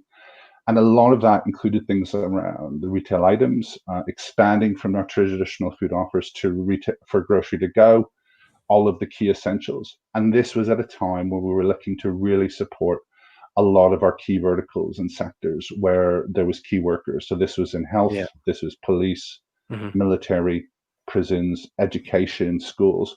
So, a lot of these were frontline workers providing essential services who didn't have the actual time to actually go get a hot meal, to actually go shopping to get their essentials. So the expanding and the expansion of that service really quickly in a really agile way was hugely effective. And we saw not only great customer satisfaction, great customer experiences, but some really good feedback from that. And that was really a pretty complex thing, because we were doing this in most of our in our largest regions. So, we operate over 68 countries. So we're talking new menu lines, new delivery sites, new retail operations, new payment providers, all the supply chain, deploying the tech, all of the logistics. It was a momentous effort by our teams.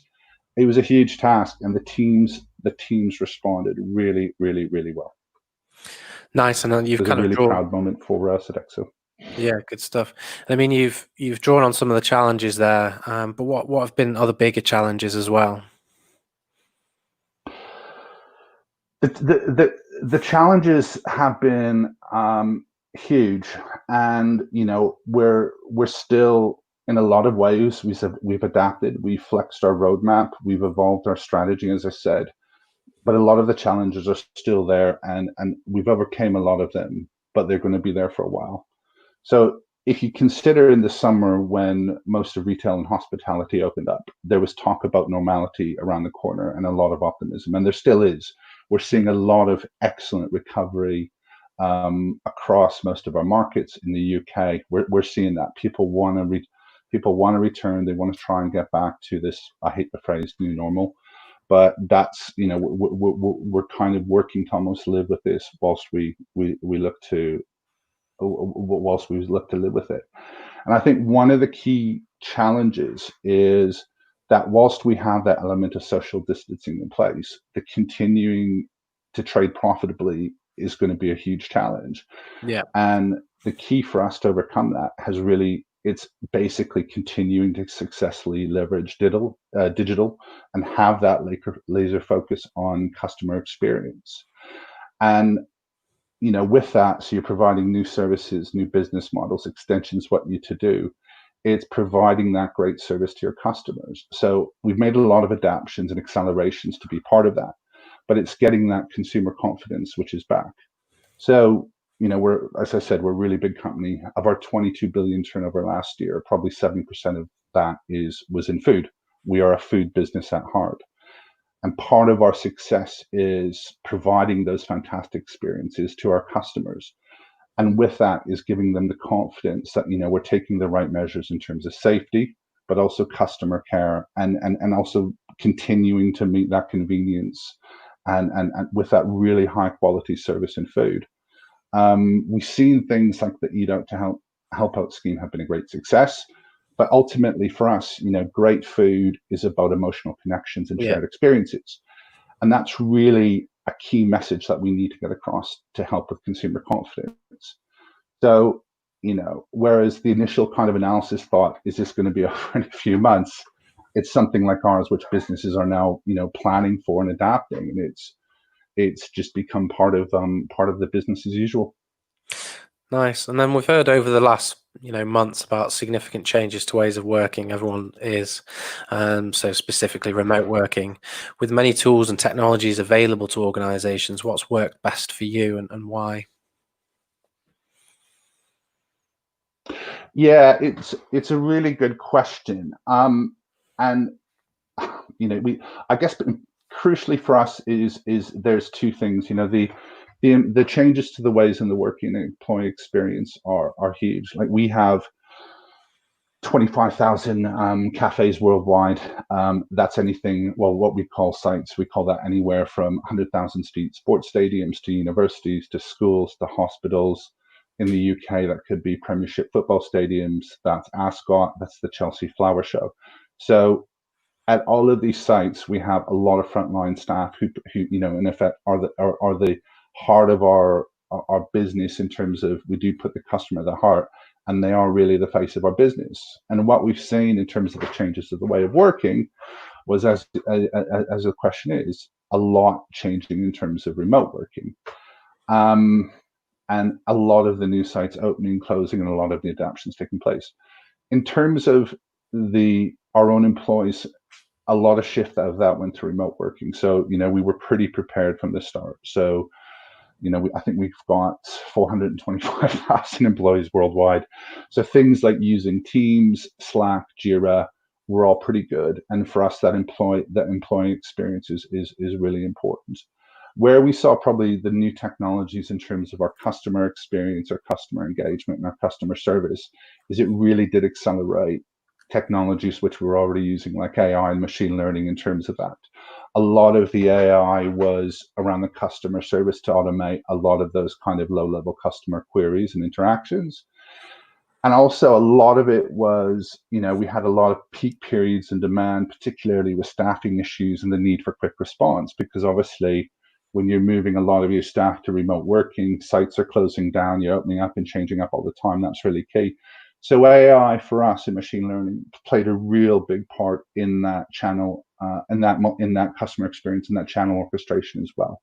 So we were using it, but we're using it increasingly more. So it's not even around, the point around, we're not saying dumb chatbots, but it is really around that orchestration and around that AI and machine learning, around a lot of those customer interactions where it makes sense to use them. To say that, it's still very much a work in progress for us, but it's really put AI, big data, and machine learning at the heart of how we actually see and grow and improve our customer experience and our digital transformation. So those, I guess, would those be the major technology transformation that you're seeing within the business at the moment? I would say probably the key for us, really, really good question. So stuff that we had to focus on. But in terms of the technology transformation, two key things for us has been, first, payments. If you look at omni-channel retailing, traditionally payments is seen very much as a commodity. But what we've seen is, I think pre-pandemic, we were probably seeing 85% digital payments, card, versus 15% cash. We're probably now seeing a lot of our sites are going cashless, and we're seeing very much that shift sustaining. And if you see the need for contactless and soaring online spend, getting that right payment mix is really essential. So, considerations for a lot of businesses that are omni-channel and moving to that digital is, you've got higher fraud rates, returns, chargebacks are much more common. And with this, with getting that payment, your payment mix right, it's that customer loyalty is much more difficult to secure. So lower approval rates create a higher risk of lost sales. So with so much to contend with, organizations such as ours, they've got to get that right set up early, or they risk losing sales, customers, and revenue. And I think what we see now is a lot of the innovation around loyalty, CX, is coming through from that payments arena. So it is really very much a differentiator. The other area I would say, which has always been there, is around the supply chain. So a lot of focus around digital transformation and omnichannel has been, it's been joining up that experience between customers online and in store. So, a lot of it is around those consumer facing technologies. But if we think around supply chain, particularly with some of the changes I've talked about we've had to make, it extends to the supply chain, customer service, your contact centers. So the ability to implement the technology around those solutions is really critical to the future of retail. So a lot of it has moved away from the front part pacing of the that consumer experience, where you need the good apps, you need the good websites, you need to optimize, you need the good conversion rates, to looking very much at that middle to back end around your supply chain, around the fulfillment, around the returns, around that whole unified commerce piece. So for us, that's been hugely important, and that's something that is going to continue to be there. So really for us, a lot of it has been brought to the forefront is payments and supply chain, and probably AI. Nice, thanks, Trevor. And then what in your opinion are going to be the biggest challenges you think we'll face in the next 12 to 18 months, looking beyond, hopefully beyond the pandemic? I think really good question, and hopefully, as you say, it will be gone in that time. Some of the most dramatic efforts and impact we've seen have been on guest behavior, as everyone has. It's how people buy, what they buy, where they buy it, and we've seen some trends emerge really quickly. It's not that they were new, but they've just really rose to the forefront. So things such as this, consumers really want that hyper local and personalized experiences, both in store and online. If we see, that was there before, but that is really, really important. So people that do not have that CX nailed around that side, is a real challenge. The other thing, which I've already mentioned, is there's a really refined focus for consumers and customer experience on convenience and safety, particularly for those retailers and hospitality who still have that bricks and mortar element. Getting that consumer confidence back is hugely important. Yeah. And probably one of the biggest ones we've seen is the pandemic has created a shock to loyalty, with a large majority of brands, consumers switching to brands they consider to be caring. We've seen some examples of some businesses that have made maybe some poor decisions, and that's affecting their bottom line. And consumer behavior, we're seeing much more around the sophisticated consumers, but people now are voting with their wallets, and that's something I think we'll really see for the remainder of 2020 and really persist into 2021. Nice. And has any kind of good come from the crisis in an innovation sense? Yes, good question. Has any good coming from the crisis but specifically around, as you say, innovation acceleration? As always, from crisis comes learnings and opportunity. And I think some of the key learnings and opportunity we see of this have come in regard to innovation, digital, business transformation. And what it's shown is, a lot of this gets overblown on the tech. Tech is important, but what it's really showed is the importance of having those great customer strategies where your focus is offering those fantastic experiences online and in store. And there's a real need to make every interaction matter. Making the right technology choice is key, and it's ensuring that technology is an enabler. But the technology should not be leading the business strategy. I think the other good thing that we've seen come out of this is the need. Businesses, the pressure was there before, but what we've seen is this has really shown the need to adapt and move quickly and show effective results in our own ROI everything should be looking at through a growth and commercial perspective.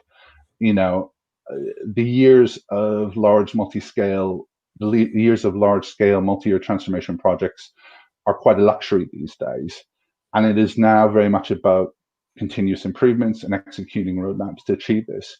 The key is that you need to show how you leverage digital and customer experience to drive that sustainable growth within your business.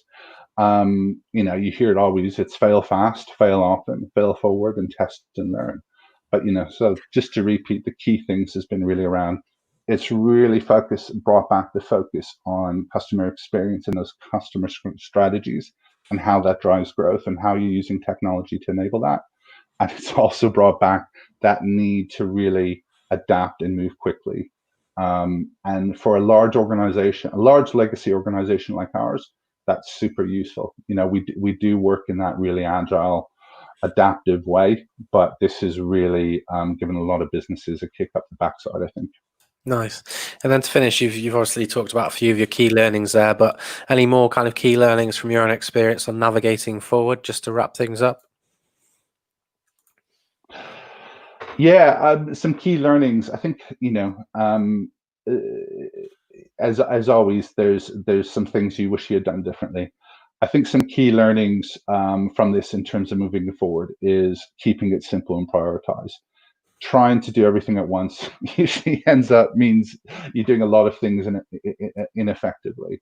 So it's really having that strategy and that roadmap around to make sure that you're focusing on what's really going to shift that. I think the other thing I would say is ensure that it's a simple and effective KPIs.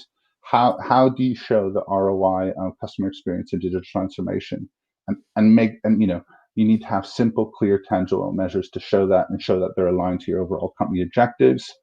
I think the thing around as well is getting that buy-in and that communication with your team and your senior stakeholders. Stating the obvious here, but as we said, those long-term transformation projects are, they're still around, but they're becoming a luxury. And the need to have a roadmap that's understood, that shows tangible benefits with demonstrable deliveries, really, really key.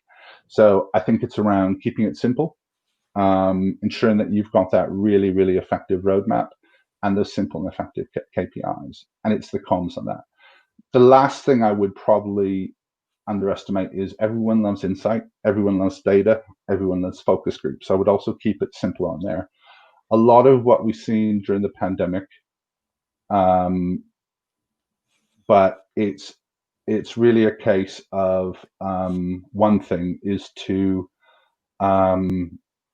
adapt quickly, keep the ears to the ground. Your own employees and your customers, you will get feedback quickly. So the key is there to really, really use that, make changes where things are working or not working, and adapt quickly. So no, thank you very much for your time, Chris. Sorry that we had issues with the audio. Don't know if it was on my side, but really, really good conversation. And thank you for really enjoyed taking part. Thanks so much, Trevor. I really appreciate you joining us there. Thanks, Chris. And thanks everyone for your time. Have a good rest of the event. Bye. Cheers, Trev. Hopefully Trevor can see me waving there. I know he can't hear me. Yeah, so apologies for the delay in the start to that. Obviously, we managed to feed the questions in a different manner, and good timing. We're now going to be into a morning break. After the morning break, we're going to be joined by Clive Gardner, who is head of digital and SPCC.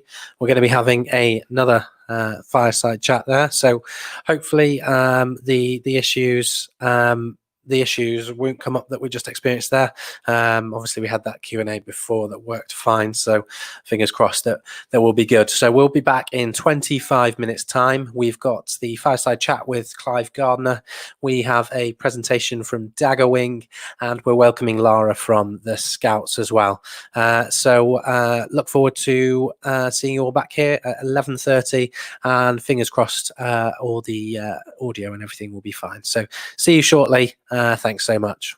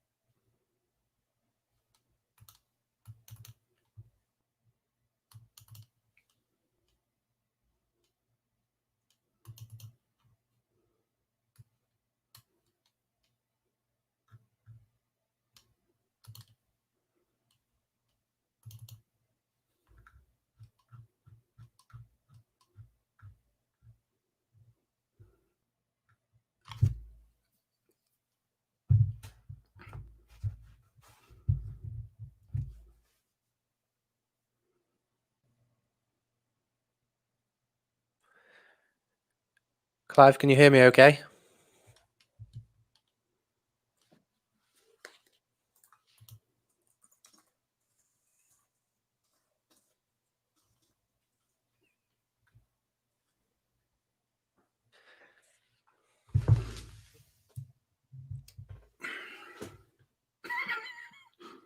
No.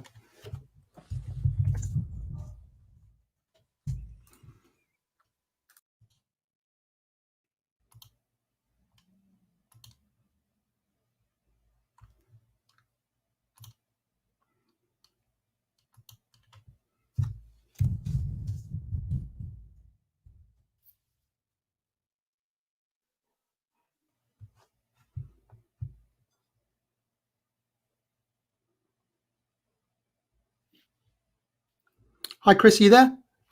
Yeah, can you hear me? Yeah, that's great now. Perfect. Okay, so we are back in the room, and in doing so, we'll be welcoming Clive Gardner, who's Head of Digital from the NSPCC. Clive's going to be sharing some of his own perspectives on ways of working. It's great to have Clive back. We welcomed him on our previous events last year and the year before. So Clive, it's really good to see you again. Welcome back. It's lovely to have you with us. Thanks, Chris, and I like your green background. Yeah, well, I thought it would be invigorating for the audience to see a bit of greenery while kind of keep up watching the content. So keep things fresh, I think. So it's not a fireside chat; it's a lush vegetation flat. There you go. That's exactly it. Thanks for picking up on that one. That's good. So Clive, we've heard from you before, obviously at our events, and you shared kind of the NSPC story. We've heard much on kind of innovation, the work that you do, that NSPCC do, and kind of generally in the world of charity. I know since we last spoke, your role has evolved somewhat. So I think maybe it's a good place to start on kind of covering a little bit about yourself, your current role, where you've come from, and the work that you do at the NSPCC. Sure, Chris. I mean, interestingly, I'm on secondment. I'll come back to that obviously later. But the reason for the secondment is exactly part of the digital strategy that we have outlined and working together at NSPCC, which is that in certain parts of the business, you need catalysts of change. So now, I'll say now where we end up, which is that I'm seconded into fundraising and income generation, because like many charities, that's something that we were evolving or reacting to evolution through anyway. And that's only been accelerated by the last 6 months. Mm-hmm. So I've been with NSPCC for 3 years. For the first 2 years of those, as head of digital and comms. NSPCC is a large national charity, about 1,800 staff. Most of those are involved in services directly related with children. So it could be counsellors, experts, it could be people working in the school service. And then there's a central team that handles communications for all the stakeholders within the charity. So obviously that's much wider than fundraising. Our prime duty is to signal and point people to where they can get help, whether they're young people and children through Childline, or whether they're adults dealing with something today or something that's happened in the past through helpline services. So our prime purpose is to point people to those services and to help them through the interventions that they need. We also then have a duty of care to those that are undergoing interventions with us, which of course is all done anonymously. The DNA of the organization is complete confidentiality. And then we have various communications messages, which could be anything from behavior change. I'll give you an example of that. We have a cartoon character called Pants, who there's an adult-facing campaign to give them the tools to have a difficult conversation with their young children, which is what's in your pants belongs only to you. So it's serious message with a bit of fun. But it could be helping new mums. It could be helping new parents understand the non-verbal playtime is very important. There's various behavior change campaigns. Then we have lobbying and campaigning, where NSPCC is one of the leading voices for child online safety. And how do we protect people in the environment? And something that's obviously changing all the time as platforms change and people's behavior migrates from one platform to the other. And we have partnerships to help us do that. And we have a network of tools. So I guess the picture that I'm painting is that within the central teams, there's a generalist nature of expertise which has a variety of campaigns, and they're absolutely not all financial focused. They shouldn't be, but as all charities have felt even more acutely over the last 6 months, the appeal for charitable support is really important. Very quickly then, just before NSPCC, my background has mainly been in commercial, and it's to do with content meets audience meets technology. So either where technology is shaping something. So I spent 5 years in a UK music streaming service co-founded by Peter Gabriel that was free and ad funded. So came out the same time as Spotify, but was aiming at a different market. And after building an audience of 3 million users, was bought by Tesco. I've had about 10 years of my life in the music industry, working again on what was called format change then, but is digital now. And outside of those kinds of content media industries, I've also worked, I was UK MD at Cafe Direct, which is a fair trade hot drinks brand that at that time was about 25 million a year and selling 80% into supermarkets. And that work was very much about trying to compete with consumer brands who are much more aggressive about imaging and branding. And how do you do that coming from a fair trade point of view, which is very similar to charity? So, I've had a lovely career. I've been MD, I've been head of digital multiple times in different roles, and at this point in my career, I'm able to work for companies where I can make a difference, and the work that they do is completely cause related, and I'm just proud to help. No, yeah, you're doing some good stuff, Clive. And obviously, since having you speak at our events, often follow the work you're doing, and follow you on Twitter and whatnot. So it's good to see what you're doing and making an impact. And it's nice to see.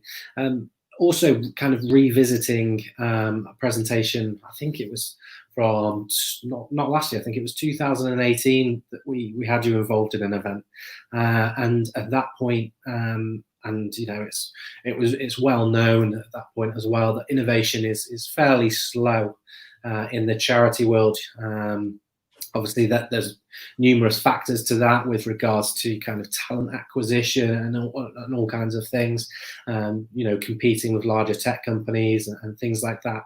Has this kind of changed since 2018? I mean, I've certainly seen a lot more kind of cool and innovative things that charities have been doing kind of on the outward facing side of things. Just how far have we come in kind of that 2-year period? Obviously, COVID has probably thrown a spanner in the works with a lot of things, but how far has the charity industry with regards to innovation, with regards to kind of digital advance since then? Well, I think it's a combination of reduced opportunities because of money, but the whole world has changed. And if there was any reticence or slowness to understand just how much that has happened, of course, it's all been thrust upon everybody in every nature of business and interactions across society, really. So you're right. In November 2018, I was kindly invited to give a presentation on digital transformation, and the pitch there was into my senior management and trustees to try and find the right language to explain that the pace of transformation is what's critical. So, as charities, we can't be frivolous with tech money or marketing money. It's incumbent upon us to be really responsible and transparent with how we work. So we'll never be at the front end of the arrow when it comes to consumer tech and how content marketing and behavioral stuff is shaping people's experiences. But by the same token, we have to be good enough, and pace was something that I had recognized, and I managed to learn a new language for me, which was all about the language of risk and organizational risk registers and things like that, which helped frame the series of controls that NSPCC would undertake over the next 2 or 3 years. The most critical one of those was around data and trying to build over time, a more rounded picture of somebody, rather than just the transactional nature that somebody may have interacted with us in the past. And that kind of reflects the changed world where, as individuals, we're all exposed to so many things, so many messages, so many causes that we would like to support. We may not feel comfortable, or a large portion of people may not jump straight into the regular support and stewardship journeys of the past, but they may dial up and dial down according to what resonates with them at the time. So in terms of how working practices have changed, the last 6 months has brought home a lot of the things that we were talking about then. And NSPCC had already committed to these series of controls based upon their adherence, if you like, or their adoption of the risk work that we had done. And to give a flavor on that might be a bit of digital upskilling. It might be embedding different roles in different areas of the organization that need a bit of help to work a bit quicker. It might be sharing, benchmarking and knowledge. And as I mentioned earlier, my secondment is into fundraising and income generation to help with that, as well as the central team are obviously working in much more fleet and agile ways, partly because of the changed world and partly because of the direction that we were going in anyway. Of course. And then kind of going to the workplace and the workforce side of things, were you, NSPCC and your team particularly, were you in a position where the organisation was ready to deal with the extremities that the pandemic has created within kind of ways of working, whether that's remote working, communication, collaboration, just how kind of fluid was the digital technology in place to allow for that?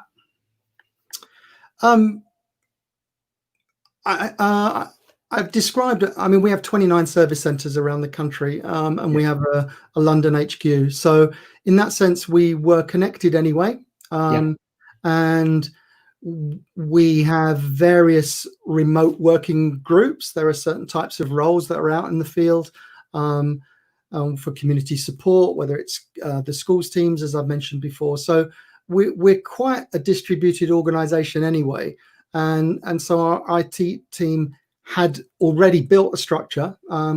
Obviously, the sudden load upon Zoom meetings or Teams or whatever insert platform of choice, all of that needed some quick action, as did the the prime purpose. If you look at NSPCC as a pyramid, at the top is how do we continue to support the people that need us, either the ones that reach out or the ones that we're already in interactions with, and if that's helplines or childline, in a sense that can be done.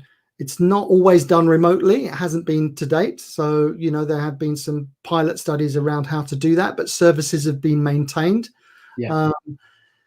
Whether it's something like where there are face-to-face interventions, that's been more difficult.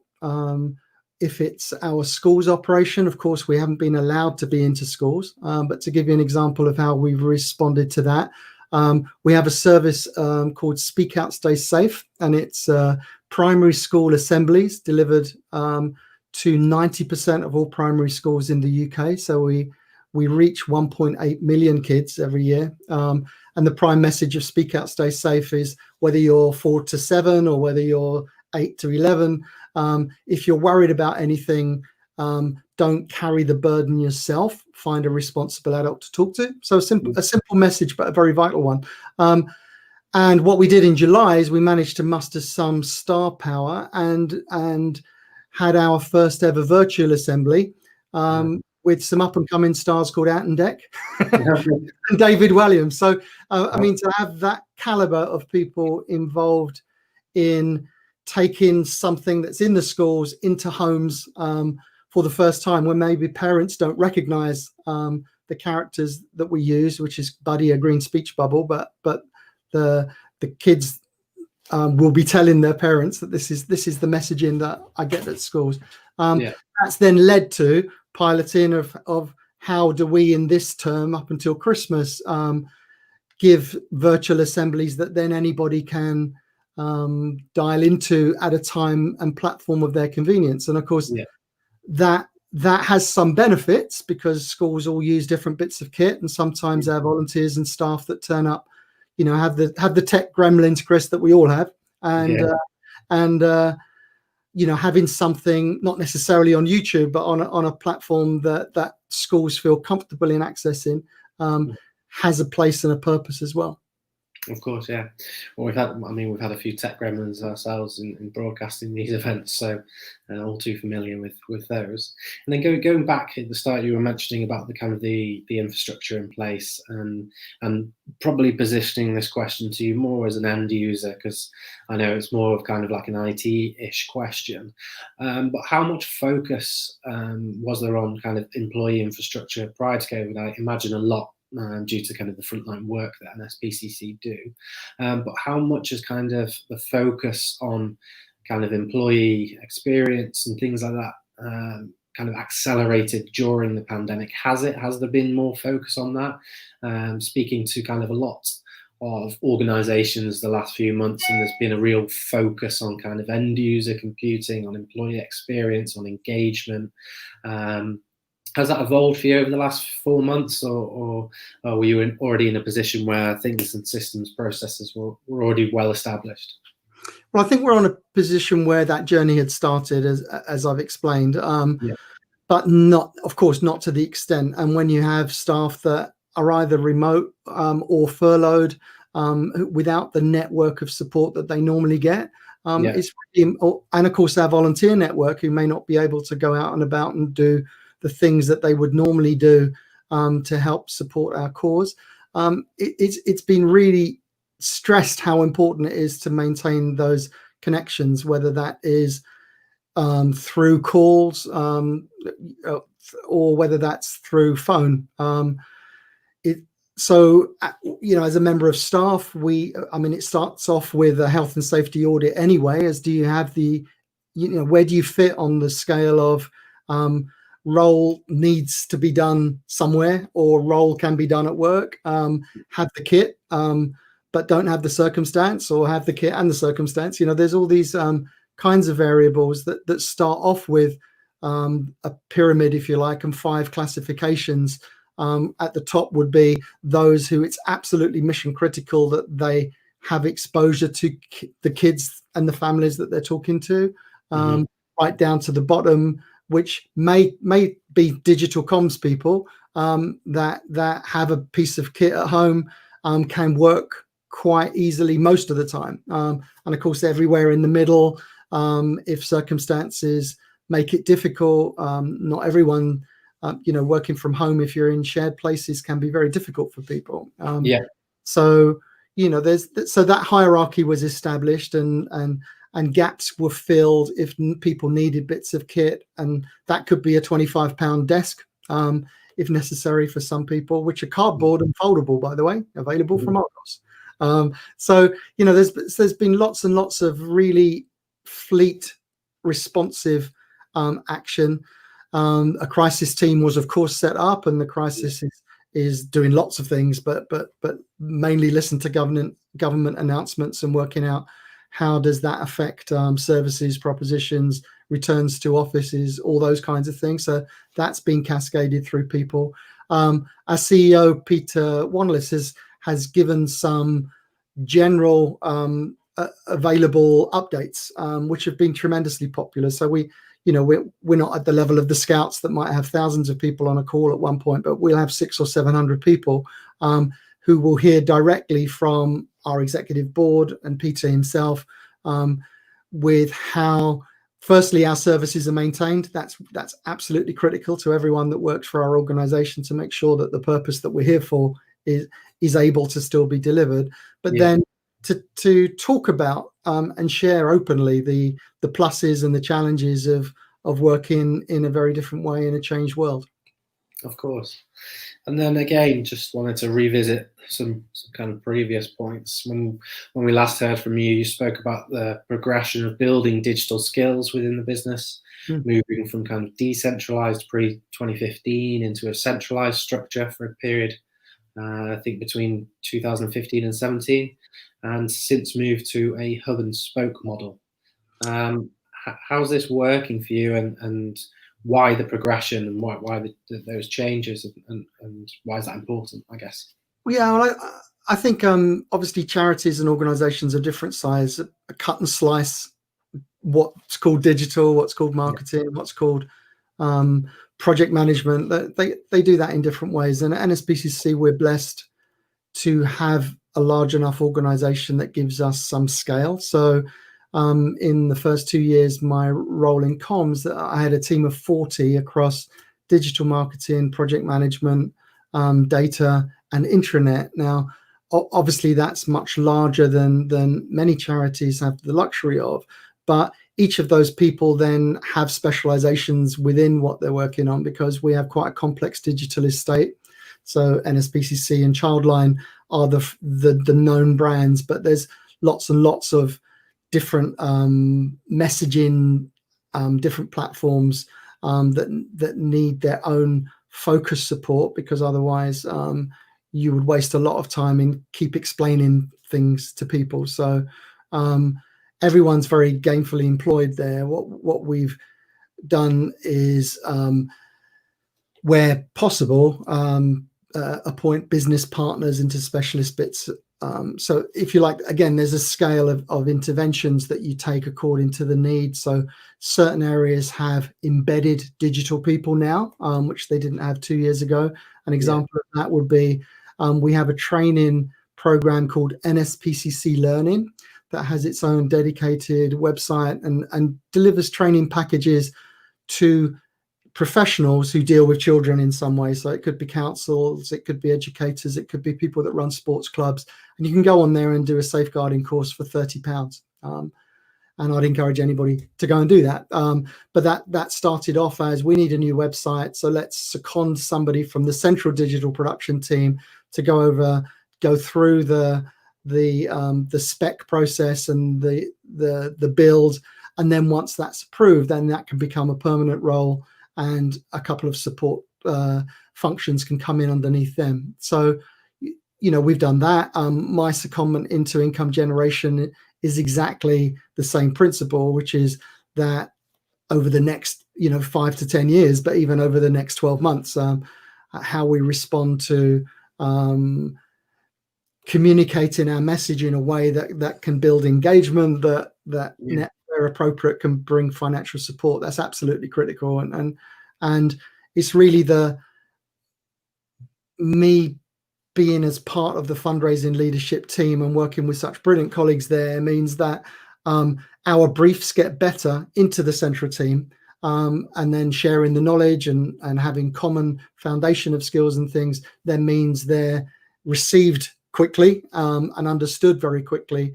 And COVID has enabled some really brilliant sprint ideas, really, to go from idea to out in the market in 6 or 8 weeks, which in charity land is quite notable. Some have worked better than others, but that's part of the test and learn process, isn't it, that we all know? Yeah, that all sounds very good. And then with that, I guess, with COVID, there's obviously a lot of uncertainty around the kind of 6, 12, next 18 months even. We don't know when it's going to end and you know what that looks like. What are going to be what are you anticipating as the kind of the bigger challenges for you on the road ahead with regards to things like digital fundraising and raising awareness and engagement with that? Well, clearly some of the pillars of our annual fundraising can't happen right now.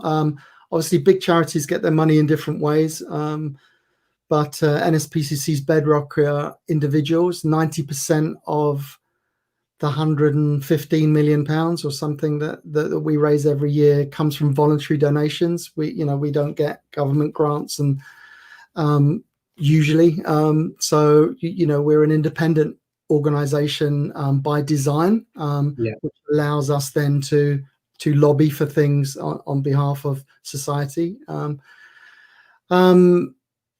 Within that, there are different pockets. So, we also have generational shifts that were underway anyway. And by that, I mean, we have, like many big charities, an elderly supporter base that have been so brilliantly supporting us for years and years, and have given us direct debits. And that generation is changing, and whichever younger generation you talk to as a donor, even if it's a 50-year-old, as I mentioned earlier, they're more likely to dial up and dial down rather than jump into regular support, or perhaps they'll ask for something in return. So you might get you've seen charities doing subscriptions of different kinds and value exchanges, where there's a tangible physical thing or a digital experience being given in return for a bit of money. So, charities have to respond to that.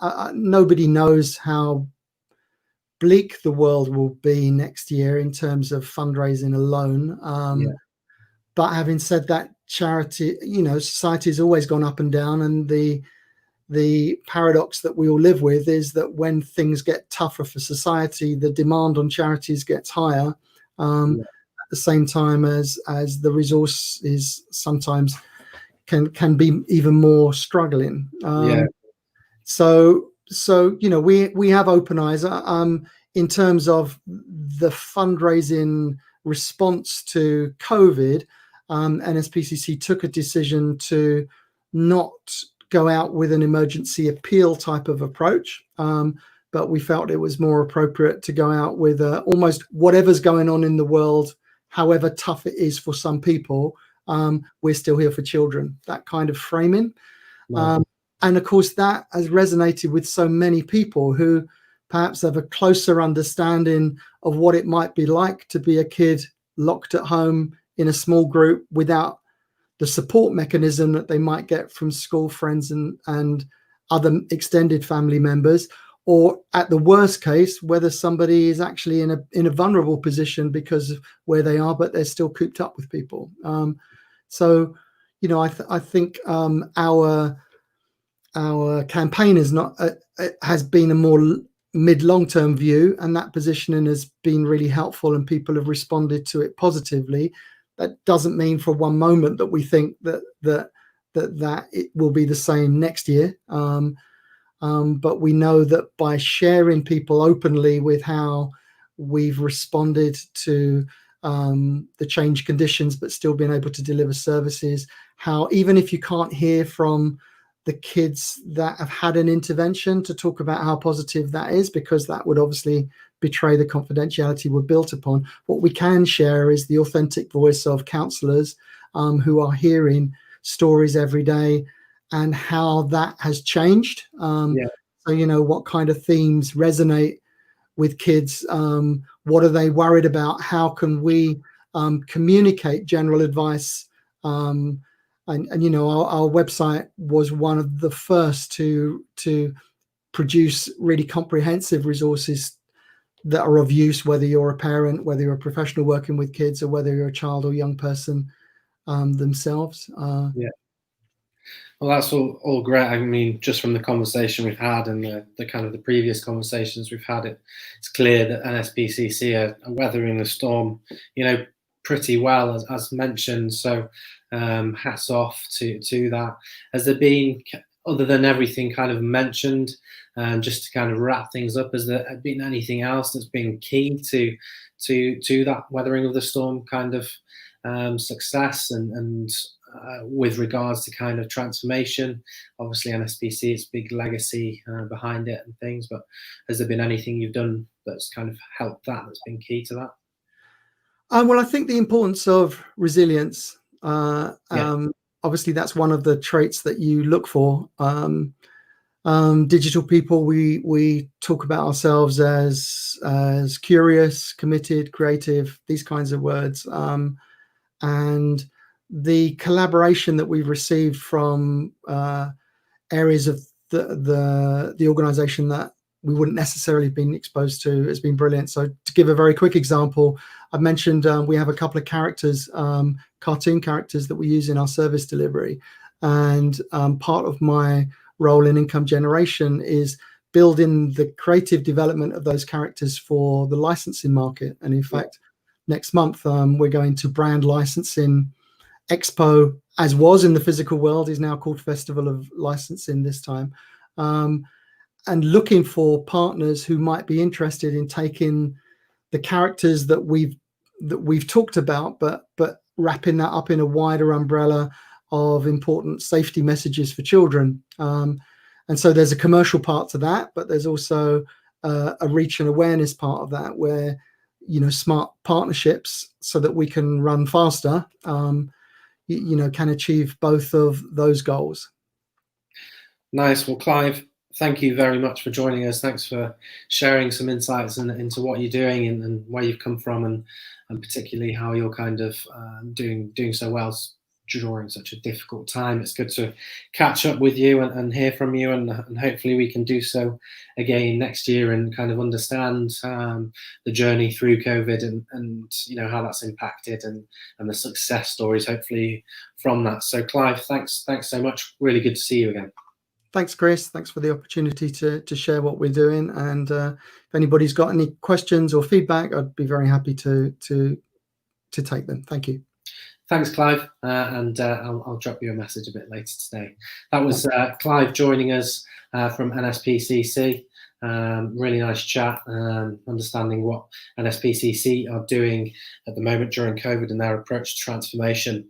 Next up, we have a dual presentation from Andy and Alan from Dagger Wing Group. In this presentation, Andy and Alan will be highlighting why so many transformations fail to reach business expectations and explore how to create success through behaviour change by adopting people-centric approaches, something we hear a lot of during in and out of these presentations, that people, the cultural element. So we're going to be diving deeper into those common biases which can impede emotional progress and how leaders affect the success of new programs with their own style and contribution. So we've got a presentation with Andy and Alan up first, and then we're going to be joined by both of those for a Q&A session following on from that. So just going to play that presentation now from them.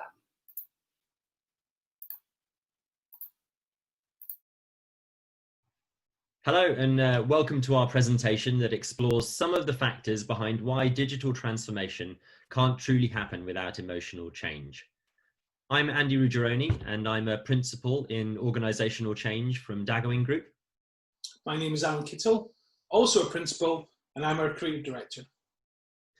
If you don't know Dagger Wing Group, hello and welcome. A very quick overview. We're rated as a top 10 global change management consultancy, not because of our size, but because of our ability to impact clients' businesses positively. We focus on the people side of change for just about every type of business transformation, and we're known for being practical, hands-on, and helping to make sure your change sticks. We've got a lot of experience in digital transformation. Just 3 examples here. At Bayer, we really supported them to implement new multi-channel ways of working across their global marketing organization. And that was around working with the marketers to really understand how the changes impact their roles and to help them live the new behaviors required to use those tools and processes. At 3M, we supported an enterprise alignment around putting customer at the center of their marketing business model. and helping them to adopt an omni-channel approach to reach their customers through new digital sales methods. This involved making supporting some structural change, introducing new roles and positions, and helping them with the capability development of their new talent. At Nissan, we worked with them and their agency partners to put together a new operating model for how they worked with their agencies around a new approach to marketing. And this really was the full range of change management, from defining the change strategy and implementing the change plan. But before we start, I just wanted to pose my colleague Alan a question here. Alan, how many digital transformations do you think fail to generate the returns and exceed the original investment? 25%. Let's go higher. Wow. Okay. 60%. And again higher. Come on. The Not a good sign. 80%. The answer is 75% of digital transformations fail to generate ROI. Wow. And if we think about the next question on from that, how many of that 75% do you think fail to get that return on investment because of human centricity, lack of human centricity? Oh, 50-50, I'd say. I think you've got to go higher again, Alan. I'm such an optimist. 70%. You've hit that bang on. It is, in fact, 70% fail based on a lack of user adoption and not having a strategy for behavior change. Wow. So what's going on? I think in 2020, there's more pressure than ever before for businesses and employees to transform and adopt digital ways of working and tools. Let's explore some of what's happening. You've got collaboration and communication with customers and colleagues has become virtual, meaning getting used to new ways of selling, co-creating and connecting. Agile at speed has come to life by necessity, so new business models have needed to be ideated and launched more rapidly than anyone thought they could be. And your in-flight digital transformation programs have been accelerated and new ones launched, meaning employers are dealing with greater amounts of complexity and ambiguity than they thought they would be. But it's important to note that systems and processes aren't the defining factor in creating digital transformation. People are.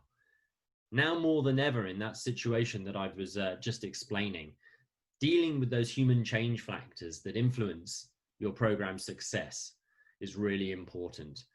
And what we're going to do today is explore some of the challenges that focus on behaviors and emotions that are getting in the way of digital transformation success. And we're going to share some examples and ideas about how you might address those. So, why do many digital transformations fail to meet business expectations? It's usually because of human factors like these. Starting at number one, the urgent reason for change isn't communicated, so that burning platform isn't put in place. And secondly, the destination or the compelling vision for the future hasn't been properly articulated. Thirdly, work hasn't been done to involve employees in sufficient co-creation, meaning that the ownership for the change isn't there. And then fourth, some common biases aren't identified and then addressed. Number five, leaders aren't necessarily prepared enough to drive the change. 6, the organizational systems and other initiatives aren't aligned with where the change is going. 7, you've got that focus on building new skills isn't there. And then finally, but by no means least, the change flies potentially against some of the organizational culture and is rejected by the mass. We're not going to speak about all of these today, but we're going to focus in on these 3 that we see are really important at this moment in time. So those 3 are the common biases not being surfaced and addressed, the fact that leaders are underprepared or unequipped to necessarily drive the change successfully, and the third, focusing in on that culture problem. How can you ensure that your change goes with the organizational culture versus counter it?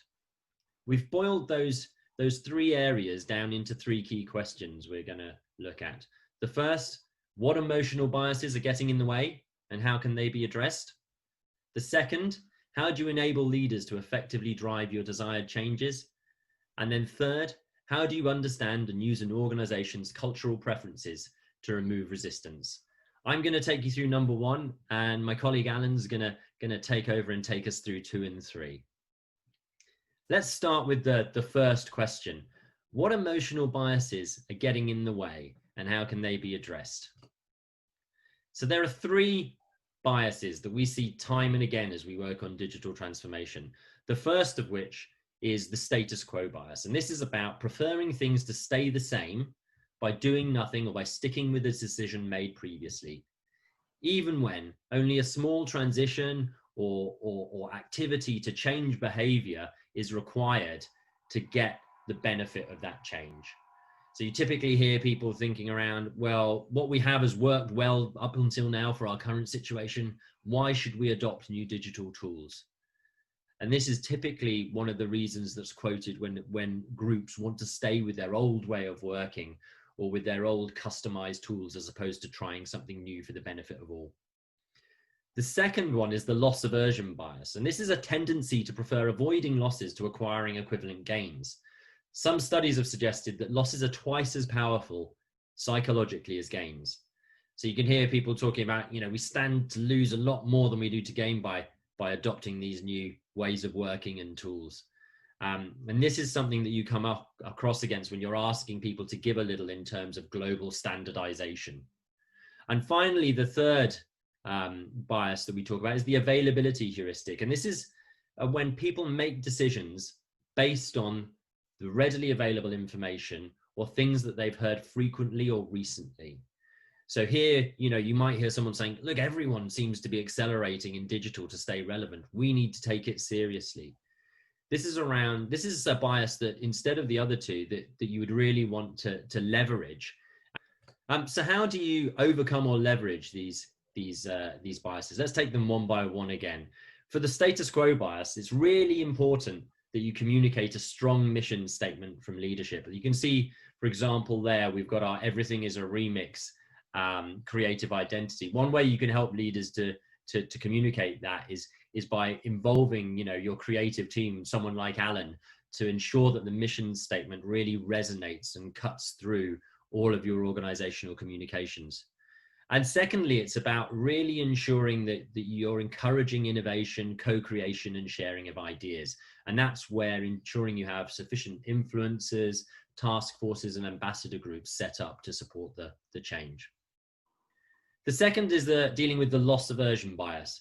And this is, you've really got to focus here on readdressing that perception of loss to gain.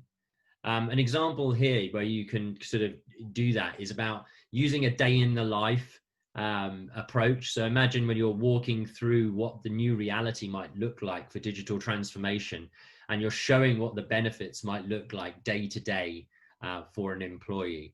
Also, you can address within that the perceptions of loss and do so empathetically, as it's really important that you don't just focus on the upside, but also address some of those feelings of loss, and to really ensure that you're being empathetic, but also explaining why potentially some of those things that may seem like losses need to be gone through. Finally, the availability heuristic, and Alan's going to come on and talk a little bit about this one later on. This is about stories and experiences. So here you have an example up there with the shot of the conference. This is about creating an experience at a moment in time that increases the novelty or drama around an event so that it becomes more readily available and memorable in people's minds. So that's it for our first question. Alan, take it away with number 2. Thanks, Andy. Now I'm going to tackle question number 2, which is how do you enable leaders to effectively drive those desired changes? The good news is the fundamentals haven't changed. Everything stays in place. You have to have a clear understanding of that future vision. You have to take your people along the journey with you. You have to give your people the tools and the support that they require and help them to have accountability for the changes to make them stick. But what feels different now in this new normal? One of the things that we need to absolutely take care of is how we let leaders experience and practice their empathetic skills. It's more important than ever when we're sort of more distanced, physically. How do we make sure that people stay close to their leadership? But in the same instance, we need to give leaders the space to do what they need to do. It's important that they maintain their role, that they feel as if they're in control of what they're doing. And at the same time, they also have to have space to learn and to fail a couple of times and then to come back again. So building that muscle, creating a tolerance for failure is super important for them too.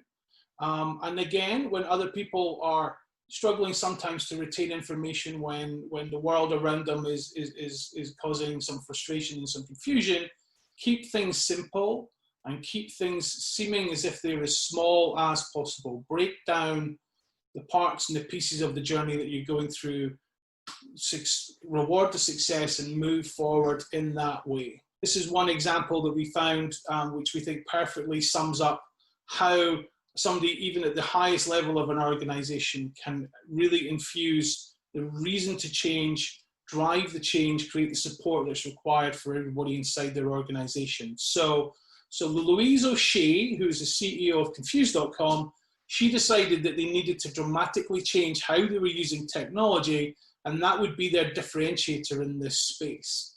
Obviously, Confused.com are an insurance marketplace. And they wanted to use more artificial intelligence. They wanted to use automation.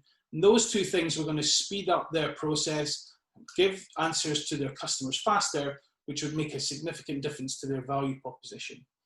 She also, though, had a fear that if they brought in outside help and they didn't really support their own employees through the digital change that was required, they would be left a little bit, as Andy talked about, this kind of loss aversion. They would feel more as if, well, that's something I'm not able to do. Somebody's taking control of that. I don't feel as engaged with this change as I would like to. So she built an internal school for technology, which taught each of the different employee groups the specific things that they needed to learn, and it created more resilience, created more a general understanding of the process, and reskilled them in a way that made a significant improvement to the success of that company. How do you understand and use an organization's cultural preferences to remove resistance? There's something obviously deeply psychological about an individual's relationship with their company and the culture. But then all of those things typically roll up into one larger piece. And if we think about the journey that a transformation takes a whole organization on, it starts with the clear articulation of that transformation vision. But then there are typically 3 stages that we see on that journey. And the key point to remember is that people travel on through these 3 different stages at slightly different rates. And so for us to be able to segment and understand and keep the interactions alive, for us to understand who's at the hearing stage in terms of, as we raise awareness of what the business is trying to do to create the new reality, what that means to the company, or who's in the believing stage, which is about building that trust and that action and calling where we need to go wrong. It's okay for us to say we've moved on a little bit. Let's get to the believe stage much closer now across the organization, to finally going to that living stage where truly the organization has understood and embedded the change, that the environment has now become much more supportive of that vision and that purpose. Everything seems easier than it did before. That's when you truly understand that we've gone through that rate of change. Again, to make sure that we succeed, the cultural piece of your organization is super important, to make sure that you map against those needs, how they'll evaluate your communications, and how to best use that culture to your advantage.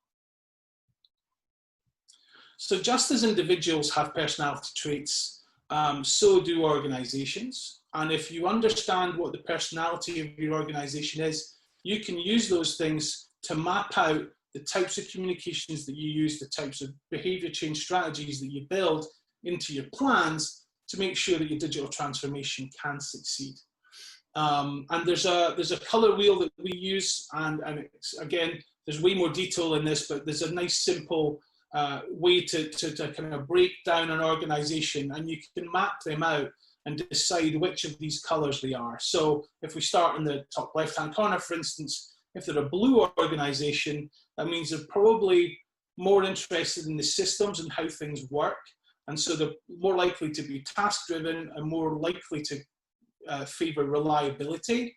So if you think about something like Dyson there as an example, very engineering focused, it's all about the understanding of how things work and how that creates a successful outcome.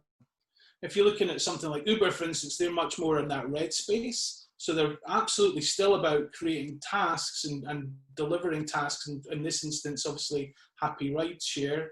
But they're much bolder in their approach. They'll make the big, bold statement. They'll create these impressive experiences, and that is the way for them to drive their people and their customers through that change. If we take something like Virgin and Richard Branson, classic example of a yellow, who they love to lead through fame. So again, they're very bold in their approach, but for them, it's much more important that the people are driving the change rather than a series of tasks. So that's where they come into their quadrant, if you like. And then the final quadrant is the greens. They're much more around consensus driving and creating relationships. So they will use their people and work with their people to make sure that what they're doing is favorable to them and to their customers. So these are examples of organizations and the types of spaces where you think they might fit into. And we've got a couple examples now where we've used this approach to help to determine how we help pull a change through for an organization. This one is an example of an organization who are yellow. And so therefore, again, they're much more interested in how to be bold, but how to work with their people to make sure that the transformation is taken through in that way.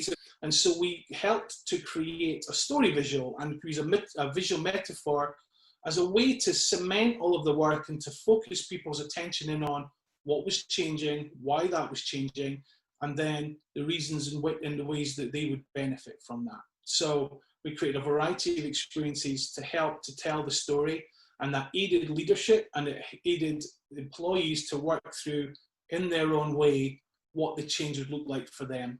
One of the things that we talked about earlier was the availability heuristic, and how do you take a moment in time, such as an event, to create an experience that demonstrates the benefits of adopting a new change. In this instance, it was to embed a much more of a customer-centric approach within an organization, actually a very blue organization, which is interesting that the creative represented blue as well. But we had a situation where there had already been a model built, a new model for how to become more customer-centric within the marketing arm of the business. And so this was truly a MarTech transformation. And so the awareness was strong for this new approach, but adoption was lagging behind where we'd hoped it would be, because people just couldn't quite let go of everything that they had done before. They were so wedded to their previous marketing approaches, they felt they were very successful. So we had an opportunity at the Global Leadership Conference for us to bring together an experience which would demonstrate the value of this model. Now, because blues and their organizations are very persuaded by detail and by data, and they like thoughtfulness and they like to understand how those tasks and how these changes will actually make a difference to them, we created an approach which used them at the heart of the experience. They were effectively part of an experiment that we matched their reviews of the event, and we created an index, and that index was visualized throughout the whole event. And then at the very end of the meeting, when this group who were responsible for the new model had their presentation, they revealed that the organization, everyone in that room, had been part of this experiment. They had been shown how being more customer-centric, how using technology, how using creativity actually created a superior experience. Thanks, Alan. Absolutely great stuff. I think we've come to the end really of looking and exploring those three questions. So we hope you've enjoyed that. Just falls to me to give us a little bit of a summary of what we've done. Really, we've been talking today about the fact that there's more pressure than ever before to adopt digital ways of working and tools for employees. Yet this has come at a time when the speed of change, the complexity, potentially the difficulty of the situations where employees are struggling to adopt new behaviors at home and at work means that this is a difficult time to get change through amongst employees. And really, it's about addressing some of the key human factors that can get in the way of your change, that you're going to have a greater chance of success. So we looked specifically at 3 barriers: the fact around some common cognitive biases, the role of leaders, and then how you can address ensuring that your change approaches work with and not against the organizational culture of your organization. And we hope you've seen some of the ideas and some of the thoughts about how you can take a people-centered approach to deal with those barriers. The good news is we're changing faster than ever before. I think this year has seen the rate of change really increase. So I think what we're saying is that with some tweaks and some careful attention to the human side of things, as well as the process and system, we're going to be geared up to make digital transformation happen quicker and more successfully than ever before. So we hope you've liked our presentation. If you'd like to discuss or talk about any of these things, please do get in touch with Alan or myself. Otherwise, thank you very much and have a great rest of your day. Bye-bye. Thank you. Bye-bye now.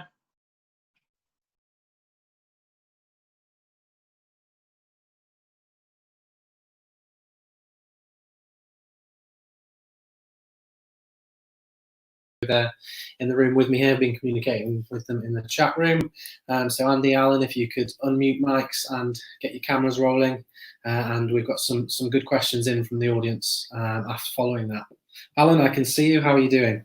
Good, thank you. You? Yes, very well, thanks. Andy, how are you? Hi, Chris. I'm very well, thank you. Good stuff. Well, thanks for that presentation. Some nice insights, and it's kind of one of the common themes that we hear about within digital transformation and the struggles, the challenges that organisations face. So, really nice to hear your insights in the work that and how you're approaching that. So, thanks for sharing those insights.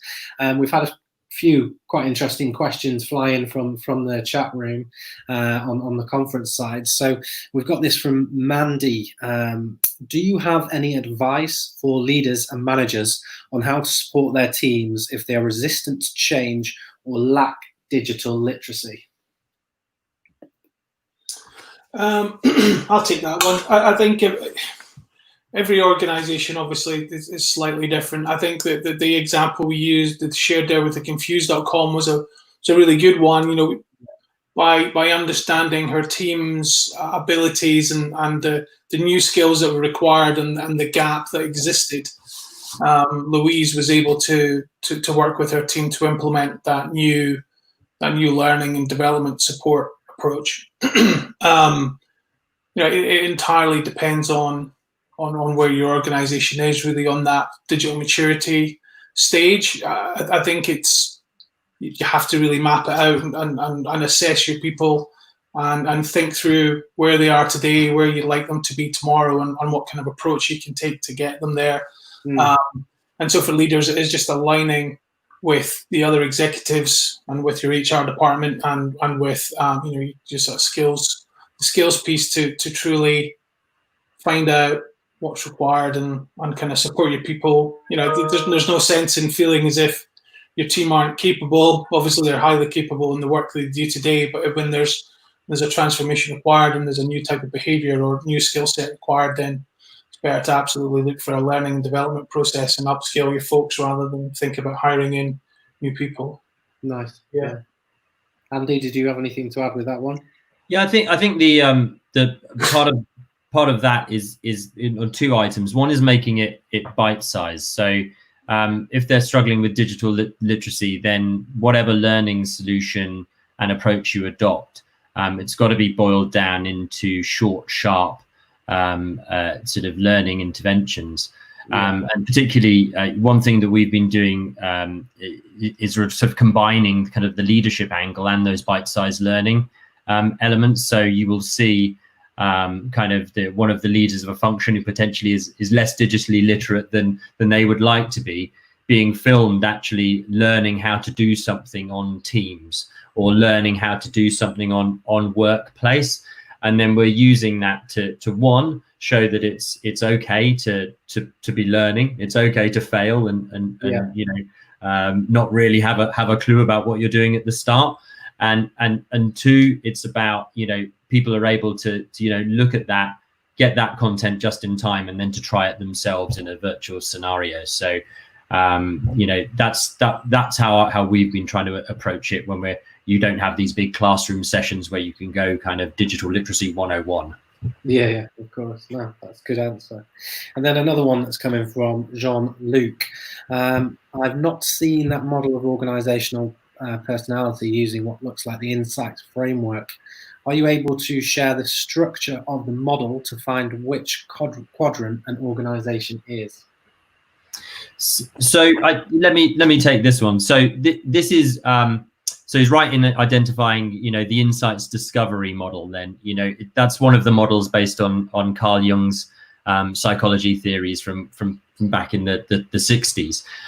What we're trying to do there is that this is really a yardstick. So this is never going to be 100% accurate approach, because obviously organizations are built from, you know, hundreds, maybe thousands of individual personality types. What we're doing here is trying to use a model like that to give us a clue in how to shape your change interventions and your stream, to make sure that the creative interventions don't really get rejected, and that you're kind of pushing at an open door with the types of things. So this kind of approach works better if you know the organization that is going through the transformation. If you don't know the organization, then you've got to go through some kind of, you know, culture assessment of that organization, where you look at their processes and kind of try and analyze where they pop out. But it is in essence the same framework as the insights discovery framework. Sure. And then I think you touched on a little bit there, but do you have any advice on kind of the best ways to overcome bias within the workforce that's either limiting transformation or adoption of kind of digital tools, technologies, leadership kind of thing? I think those so the three that we really picked out there at the start of those three, currently at the moment in our work, it's the loss aversion bias is the one that is coming through super strong at the moment. Obviously, transformation programs are accelerating, but you generally find if you're in a marketing department, say for a pharma company, not just the one digital transformation you were going through, suddenly you're going through three all at once. And most of them, if you're sitting in a country, involve some kind of standardization or globalization of approaches. So what we're finding is really to enable people to say, give up something that is perhaps more tailored to their needs for the collective good. You really need to stress on the change vision, sorry, not village, and the vision and the collective benefits of making that change. So, you know, there's no super secret to this. It's about if your change program doesn't have a creative aspect that is targeting emotion as well as logical reasons, then people are going to struggle to overcome that bias, because the loss aversion bias is quite, you know, it hits you in the gut. You don't want to, you've spent a lot of time making your own, you know, approach that works for your specific stakeholders and needs. You know, that's an emotional tug to kind of give that away to something that may not be quite as good in your mind. Sure. I think, sorry, just to add to it, I think one of the things that we try to do is build out a persona approach, which would be very similar to a marketing approach for consumers, for instance. So as we map through that process with each of the different sort of persona groups that we choose, understand the pros and the cons of the change and where they may lose in some places, they are clearly going to gain in others. And so how do we emphasize and have more of a positive spin on the things that they will gain, the benefits of the change, which we hope will be able enough to persuade them to leave the other pieces behind. It's very human, treating all of us to think that the path of least resistance is absolutely the easiest way, and often there's a tipping point where you do find one or two things that you can tell a group, you can tell what seems like an individual, that sometimes these are the reasons why you should change your behavior. These are the reasons why you have to understand the process we're going through and why adopting it is good for you. It comes back down to what's in it for me. Make those compelling, make them persuasive, understand the arguments, and kind of try to continue to push those forward in your comms and your interactions with them. Nice. Well, look, Andy, Alan, thanks so much for joining us. Thanks for the presentation. Some great perspectives there on the work you're doing, and thanks for those answers to those questions as well. Good to get an insider view of what you're doing. If people kind of have more follow-up questions for Andy and Alan, obviously connect on LinkedIn. I think on that last slide as well, where your email address is. So if you take the stream back a bit and pause it on there, you can grab Alan and Andy's contact details and find out a bit more about what they're doing. But Alan, Andy, thanks for joining us, and thanks for coming in for the live Q&A. It's very much appreciated. And thanks, again, for sharing your story with our audience today. You're welcome. Thanks for having us, Chris. Thanks, everyone. Bye-bye. Bye-bye. See you now. Bye-bye. So it was really nice from Alan and Andy joining us there from Daggerwing. As mentioned, just go back through to the stream to pick up their contact details if you've got any follow-up questions from that. We're now moving on to our final presentation of the morning before we have a lunch break. And then obviously this afternoon we have the closing panel starting at 2 o'clock. Some really good panelists and conversations to be had within that. But we're now going to have a presentation from Laura Burns, who's Chief Digital Officer from the Scouts.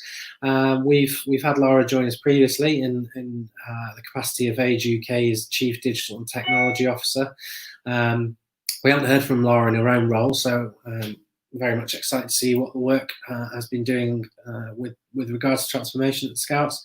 I must say, hearing some of the stats in this presentation were quite incredible. They've been a busy organisation over the last few months and been forced into a huge pivot. So we're going to hear more about that with this presentation now, and then we'll be joined by Laura for 10 minutes or so after that for a bit of Q&A. So thanks to Mandy and Jean-Luc on those questions for Daggerwing. So if anyone has any questions for Laura as we move along, just pop them in and we'll get those answered for you. So going to play the presentation now from Laura. Thank you.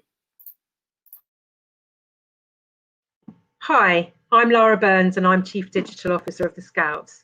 We're the UK's largest co-education youth movement with nearly 500,000 young people who we also have 160, sorry, can I start again? I'll just start again and you can.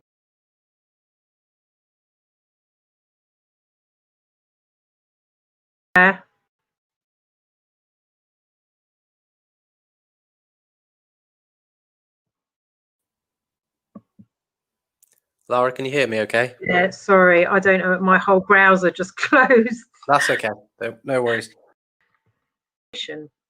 As many of you have seen, we've seen rapid digital transformation in many areas in the last few months.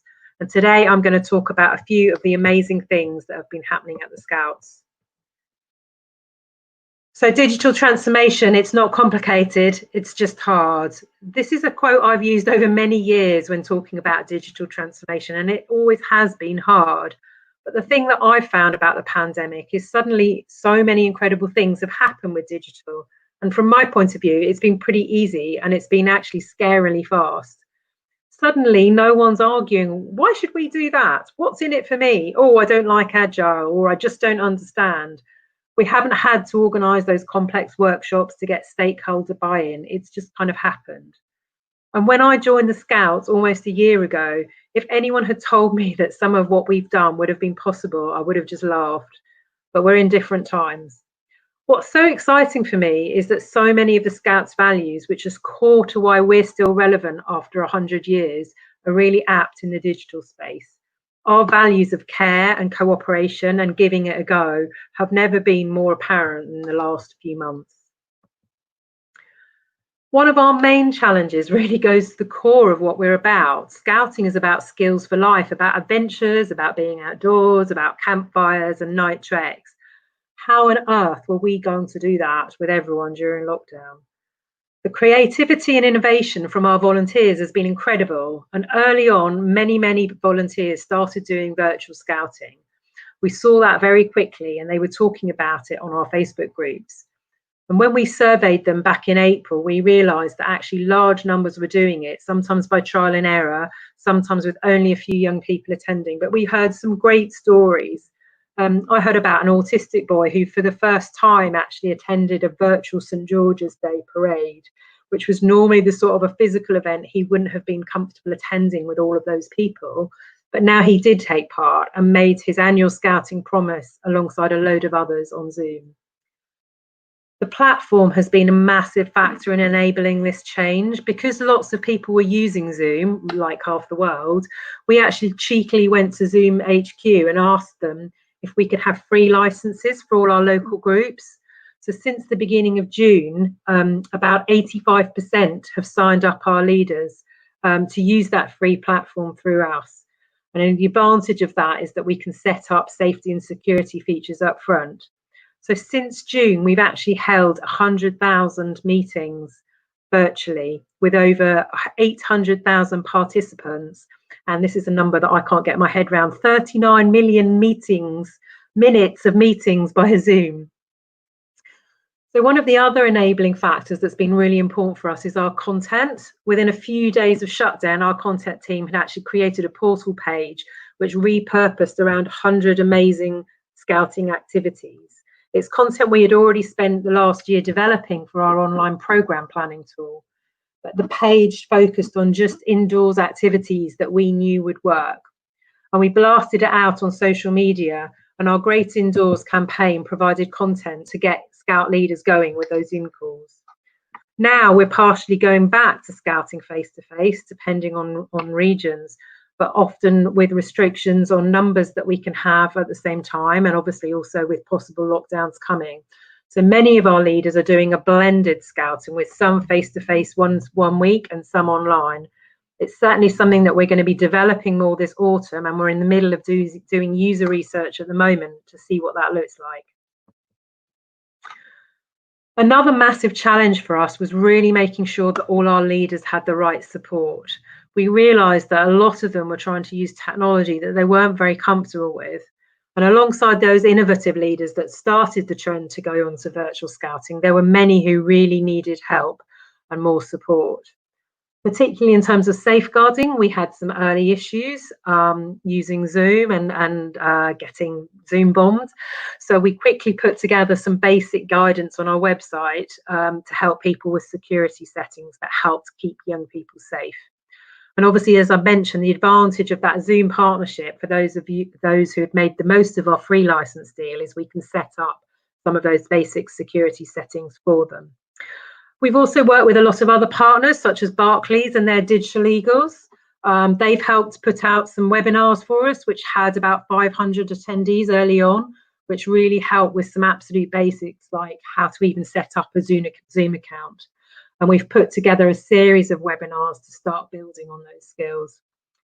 A longer term plan that we've also been working on is how we can help support volunteers with the gaps in their digital skills and confidence, whatever their starting level is. And so we've really developed a framework which is based on the skills we think a volunteer needs. And that's got lots of links to curated resources from around the web. Again, this is a work in progress. We're actually hoping to get the work funded, and also really hoping that if we come up with something, it could be something that other charities who have volunteers could also use to help their volunteers with digital skills. As I've said already, the beauty of our Great Indoors campaign was it repurposed existing content, which allowed us to move really quickly because we saw early on the likelihood that schools were about to close. Our massive success on social media attracted not only existing Scout leaders and parents, but more importantly, parents who didn't really know much about Scouting and who we helped provide support with activities that their kids could do alongside homeschooling. They came to our website in huge numbers. We had around 700,000 unique views in the early days. And we started to engage with this whole new audience who might not have ever thought about Scouting for their kids before. Obviously, we're now engaging with those parents. We're doing weekly updates with new content, and they're an obvious audience for us to go back to as we start to bring back face-to-face Scouting. We're also really proud of our Hike to the Moon, which was a digital fundraiser which got Scouts and others collectively hiking to the moon and back. We curated really great user-generated and celebrity ambassador content.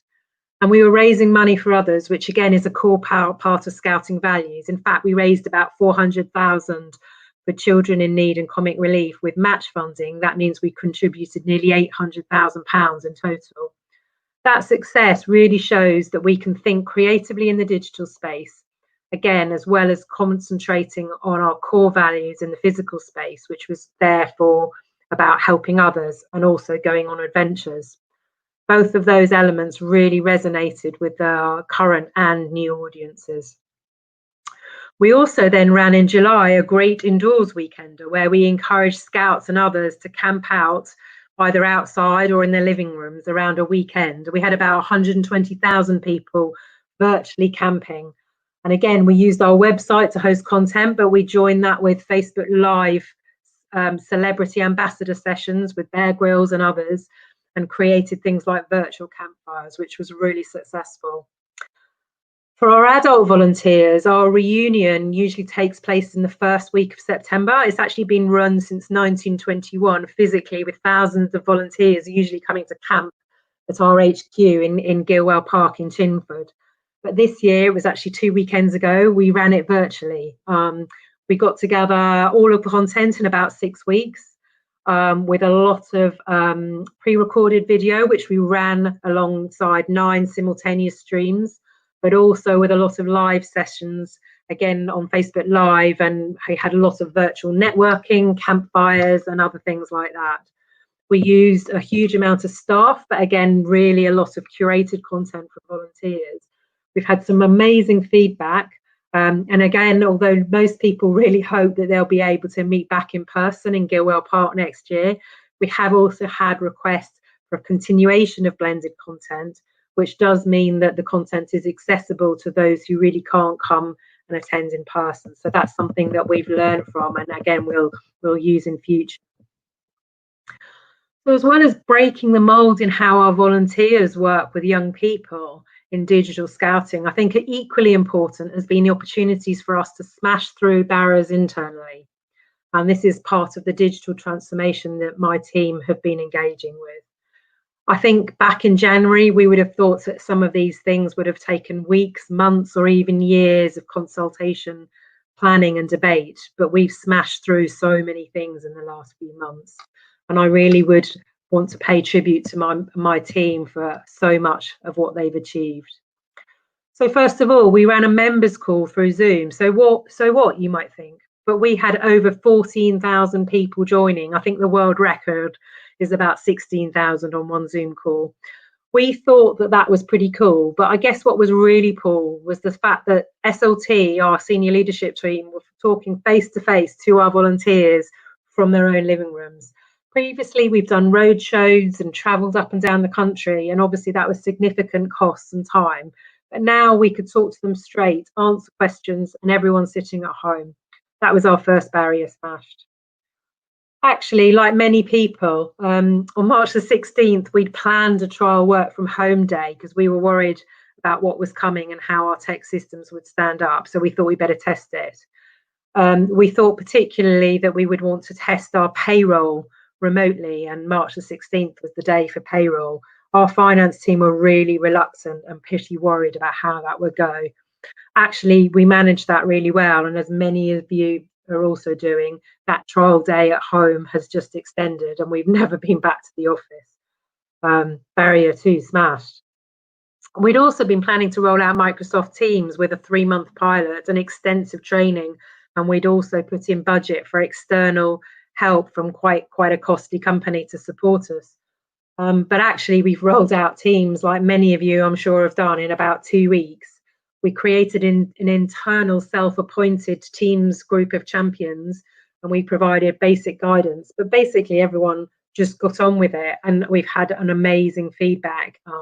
It's really interesting to see how people are collaborating in ways that I would have never expected before. So barrier 3 smashed. I guess like many charities, we've also had a lot of board and committee meetings with our volunteers. We also have a lot of those meetings out of hours and over weekends because our volunteers need to spend the time outside their working lives. So that previously involved a lot of staff setting up meetings, printing out minutes, often in format to send out in advance. They had to coordinate slides, attend meetings at weekends to take notes. So quite honestly, no one really liked that setup. The prospect of how we could move to something else was pretty daunting. But guess what? Now we use a software tool to run meetings digitally, and they're actually often shorter, more to the point. We don't send out printed material, and we're moving very rapidly away from those weekend meetings because people can fit them in after work and with no need to travel. We've actually just, again, the last couple of weekends, held our first ever formal AGM virtually with voting and recording via Zoom. So another barrier smashed. One of my personal biggest challenges, I've actually had 5 new team members starting since lockdown in March.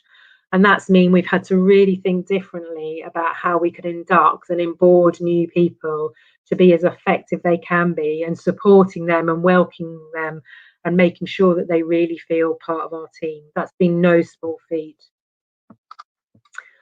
Lastly, I think I would say, as again, most people are finding, we're in the middle of this change. We don't really know how it's going to pan out. And for me, that's been a fascinating time, which has really made us all stop and think about what we're doing. It's made us ask questions of ourselves, like, are we really delivering what we should be? How can we save money? I'm sure many of us are all fighting for financial survival at the moment.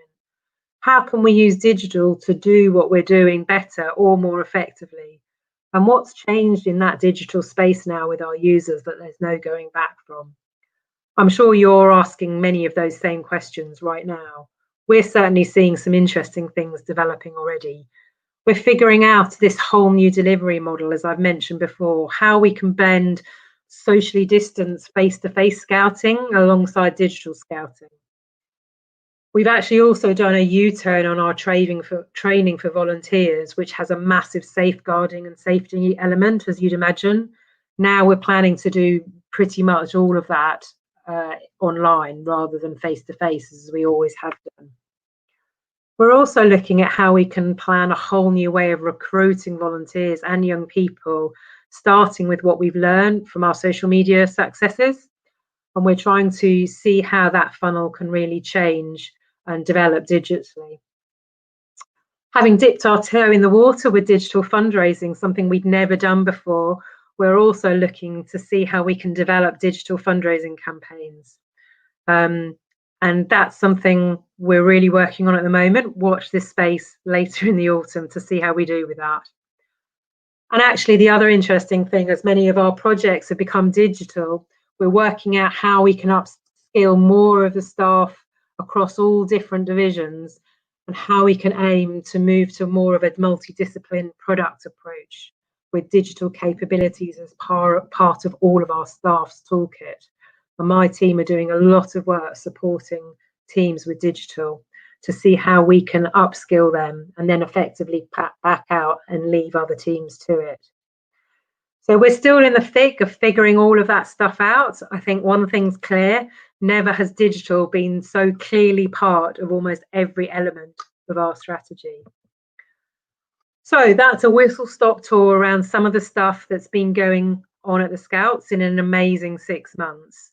So here are some thoughts on things that we've learned and hopefully we'll keep reminding ourselves of as we go forwards. First of all, don't get distracted. Focus on digitizing your core service, not on the bits around the edges, because focusing on that core is where I think you can provide the real value. And don't think that you can start from scratch. I'm sure you'll have content or tech that you could repurpose or reuse and use in a different way if you really think creatively. And if you've got a volunteer movement, use them, or even use volunteers from other sectors, or use your staff as volunteers to become advocates. Don't try and do it all yourself and do that heavily lifting on your own. One of the most important things, keep checking in with your users, however fast you're doing things. And even if that's just sending out a little survey, getting feedback from a web page, asking them on social media, keep checking what you're doing with your users as you go along. And I would say use this opportunity to move at speed and try things out. Don't try figuring things out for too long, or figuring out how things might go wrong. Try it, learn from it, keep improving. My favorite mantra, just do it. That's it from me. Thanks for listening, and I look forward to hearing from you. Thanks.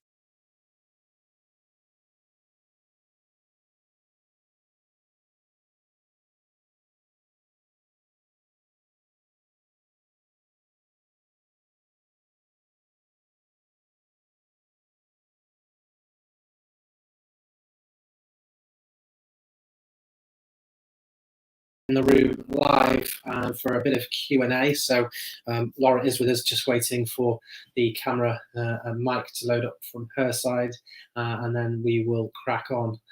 While that loads for Laura, we did have a question in here about receiving on-demand access. Some of the presentations will be shared on demand. We'll send out an email later on tomorrow with access to some of those presentations. So do be on the lookout for that. Laura, thanks for joining us. I know you've dropped out of the Scouts kind of meeting to join us here, so I very much appreciate that. Good to have you with us, and thanks for joining. You're welcome. So really good presentation. As we discussed after you recorded that, some unreal numbers in there with regards to minutes on Zoom and interactions and kind of the level of involvement from everyone that's involved with the Scouts. So well done. Kudos to you and the Scouts for managing all of that during what's probably been quite a difficult pivot over at the Scouts.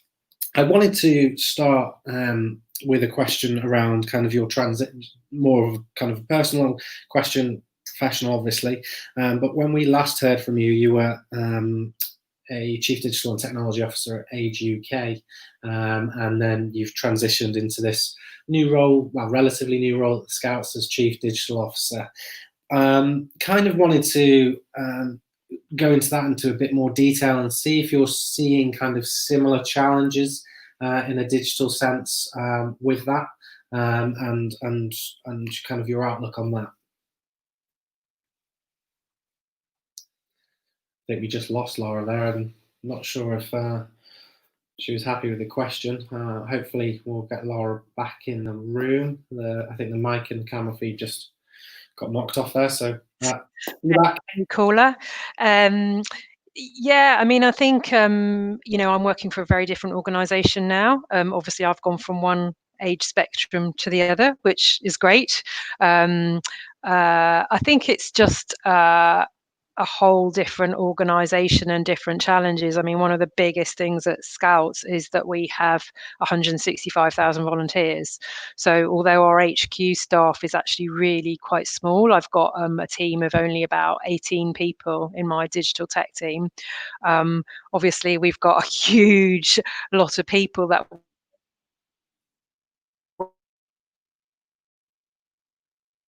we're trying to work. We're a networked charity structures, so you know that brings a whole load of complexities that I hadn't really thought about before and I hadn't really experienced before. So I think that is one of the big things that we're really dealing with. And again, as I've spoken about in the slides, through lockdown and doing, you know, scouting by Zoom. But what comes after this and how we continue this really big transformation when we're out of lockdown properly, and when we're doing a lot of face-to-face scouting, that'll be really interesting. Nice, thanks for that answer, Laura. Just so you're aware, there is a bit of lag on the feed. So I don't know if you can see that, but if you do continue to experience it, perhaps knock the camera off and keep the mic running, and that will probably free up some space. But just so you're aware of that, there was a bit of interruption there. But thanks for the answer. I think I got most of the bulk of that, and it did come through. So in your presentation, you've mentioned some of the tools and technology that you've used. What's kind of been the most useful during the pandemic? You'd obviously mentioned Microsoft Teams and things like that. Have there been other tools and tech that have been kind of, you know, instrumental to the success of working remote and, you know, avoiding working in silos as individuals, that kind of thing? Yeah, I mean, Teams has probably been the key thing that we've used. Wave, if you can't hear me very well. Teams, as I said, we weren't using before, so we switched it on for lockdown, and actually everyone has really started to change the way they work, the way they collaborate, the way they work across different divisions. It's been really instrumental for us. I mean, to be honest, most of the other tech, you know, we've got lots of bits and pieces of legacy stuff which haven't been amazing. They've been keeping us going. I think it's really, you know, using fairly standard things like we've obviously just used our website to really underpin what we're doing in terms of some really brilliant content, some really good resources. And I think what I would say, this whole thing about using other things that are out there, you know, jumping onto Zoom for us has been really instrumental. Jumping onto Facebook Live for some of our events things, you know, we haven't built anything from scratch. We haven't developed it ourselves. We've just used other people's tools, which I think has been really important for us. Nice. And then kind of focusing on the onboarding process that you'd mentioned in the presentation, it was quite a lot of discussion at our previous event. I think I'd mentioned to you this from our event in June. There was a lot of confusion from those working around that onboarding process of how to do that effectively. You mentioned about how you were approaching that. Can you just share a little bit more about the process of how you did that, and the challenges, and if you've had relative success with doing so? Well, I think the success, you probably have to ask my new team members as to how they feel. I mean, none of it's particularly clever or rocket science. I mean, one of the things that I think they've found really successful is having a buddy group. So, as you know, there's been 5 of them that have started. So 5 out of a team of 18 is actually quite a big amount of people.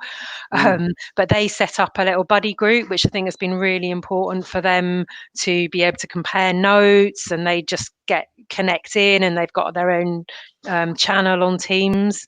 I mean, one of the things that they reflected on is, and probably it's the same for everyone to a lesser or greater degree, is that inability to just meet people in the kitchen and ask them a question and go, oh, what do you do? And, you know, all of that stuff that you find out about an organization by osmosis, they haven't had.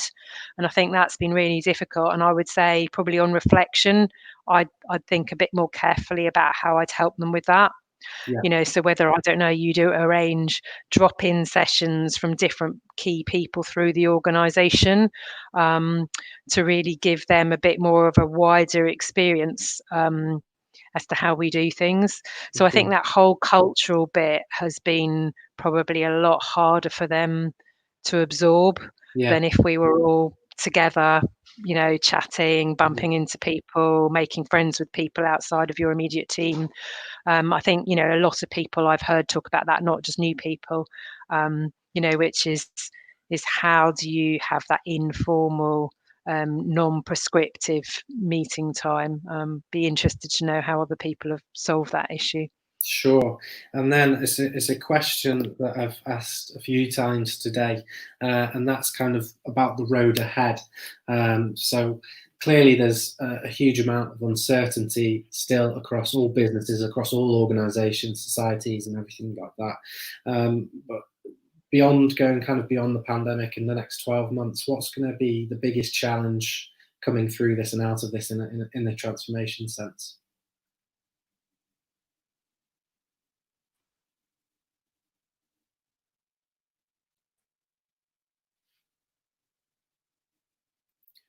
Laura, I don't know if you can hear me, but the camera feed's frozen there. So maybe if you drop off the cam and try coming in on mic. I think we've lost Laura there. Hopefully she'll come back in and be able to answer that one. Hopefully we can see her back in. While we do that, I will mention that we're going into a lunch break very shortly, and then back this afternoon for a interactive panel discussion.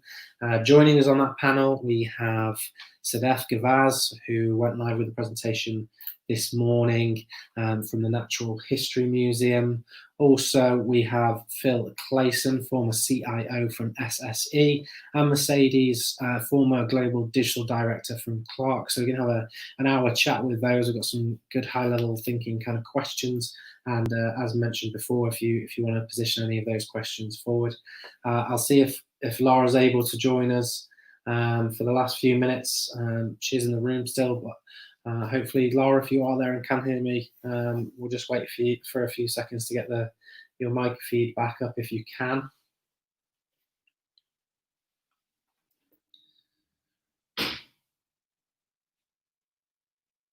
Okay, I'm not sure that's going to happen. There was a fairly big lag on the feed there from Laura, so apologies for that. We did get a few questions from Laura. Laura, if you can hear us, there was a really nice comment that came in on the chat saying, really interesting insight, Laura. As parent of a beaver and a cub, the smooth transition from physical face-to-face to Zoom and now back to structured space to face-to-face has been fantastic. So well done to all staff and volunteers involved.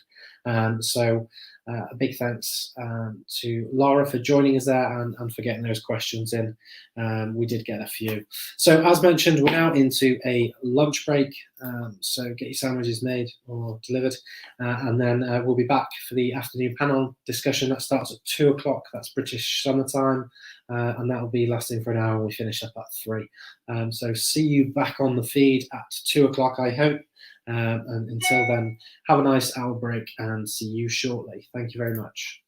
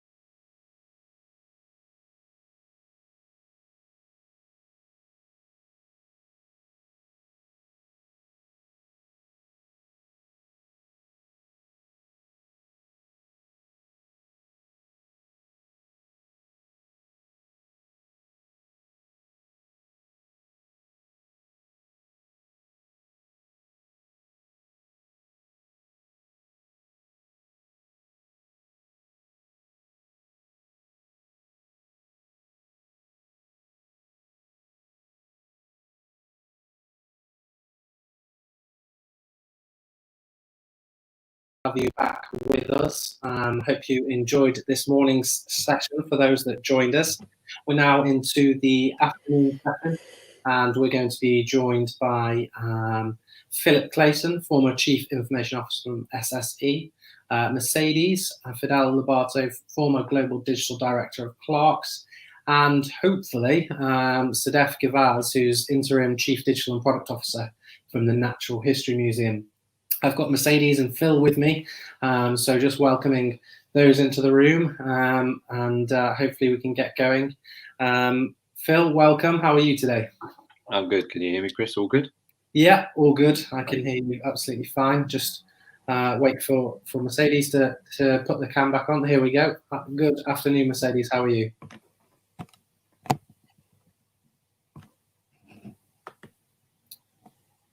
Mercedes, can you hear me okay?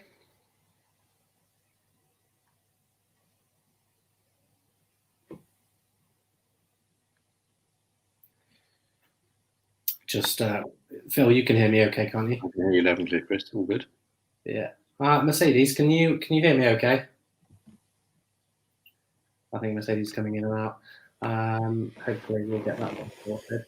The joys of working from home and hosting a digital transformation conference where sometimes the digital technology doesn't stand up to the test.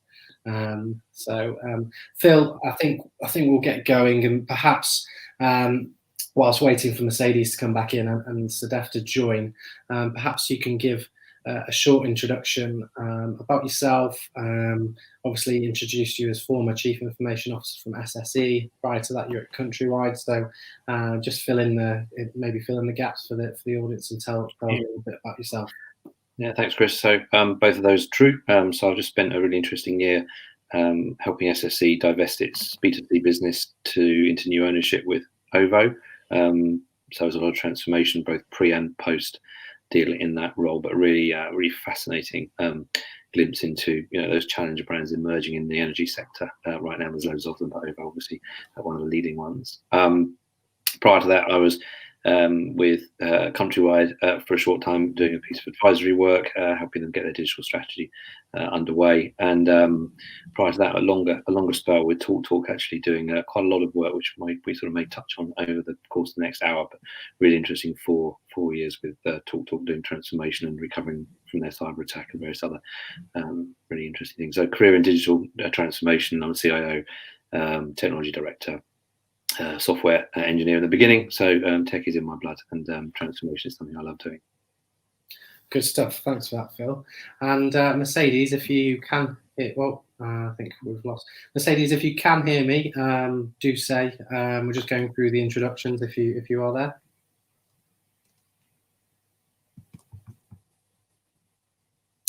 Looks like this could be a one-on-one chat, Phil. I don't know about transformation in a crisis. I think it's the panel session in a crisis at the moment. But we are live, so hopefully Mercedes can come in. If you can hear us, Mercedes, we keep seeing you pop in on the camera, but we can't hear anything from your side, and I'm not sure whether you're picking up anything from our side either. So hopefully we can get that resolved. But Phil, should we crack on and get some questions answered? I'll put this to you. It's one that I often kind of start with on our digital transformation conference series. So for those that are familiar with our events and panel sessions, I always kind of get going with the question, what does digital transformation mean to you? It's obviously one of those buzzwords that mean various things to various different people working within technology, within digital, and within the general business. So what does it mean to you in kind of your experience? No, I think it's a great one to start with, Chris. I think so. I mean, I've been really fortunate. I think I've been in what we're now calling digital for the last at least 25 years, I think. So going way back to when Sky launched its digital platform in the sort of mid 90s, that for me was a big digital transformation at the time. It was enormous. I'm sure many of the people here with us this afternoon are Sky digital subscribers and have been for many years, about 13 million in the UK, so households. So probably really big. And I think that sort of leads me to to answer the question, which is I think digital has been around us a lot longer than perhaps the last few years of sort of the trending term might actually imply to some. It goes back to at least the 90s. I was also involved in the digitalisation of the Met Police's Radiocoms network, and that's sort of in the early 2000s. So it's been around a long time, I think, and there's a lot of sort of conversation these days around some of the sort of really modern digital transformation things that we sort of talk about. We talk about artificial intelligence and blockchain and IoT and all sorts of interesting, really relevant things. But for me, the transformation actually goes deeper than that. It's a business-wide conversation. It's not just about the tech team. It's from the top of the organisation down and from the bottom of the organisation up simultaneously. And I think where the transformations quite often fail is when that isn't baked into people's culture, organisations, sort of natural state of being. So I think all of those things together, transformation is not a new thing. It's a very old thing when we're doing it differently these days with different tech. But top to bottom, left to right, everyone's got to be on the bus at the same time. And perhaps we'll get to talk later around sort of comms and collaboration and shared vision and so forth. But that for me is the sort of wide transformation scope and sort of definition. Yeah, no, that's nice. I mean, it echoes sentiment that we kind of do sometimes here, that transformation is a journey. There's no start or end per se, and we've been on a digital transformation for as long as we've been in business. It's just the evolution of what technology is available to us and all sorts of that. So nice answer. So with the pandemic, it's forced kind of a lot of businesses tackle new ways of working and operating, especially within digital transformation. What, in your opinion, should be the major focus for organisations at the moment with respect to digital and technology transformation? So I think, it's really tough times. So ask me the question 6 months ago, and I'd have probably spoken about having a joined up vision and a shared agenda and collaboration and various other things that probably would have come out of the mouths of most people who are readily involved in transformation. I think last 6 months has changed that. And I'm not going to use the buzzwords that everyone is becoming sick of that we've used the last few months, but in the sort of new world, perhaps we'll say, I think there's going to be at least two major lenses that companies are going to have to work through when they're doing their transformation agenda. And I think probably lens one is what the employer can do differently. So as a business, as a leadership team, career CIO, as a CIO, what am I going to do with my teams going forwards? And also, what are employees going to do differently? What do they want differently? There's a massive step change, I think, in the expectation of people, not just to work more flexibly, but how do you engage teams in digital transformation that you've never met? New hires, people that have joined since the end of March. That's really tough. I think one of the things in transformation that's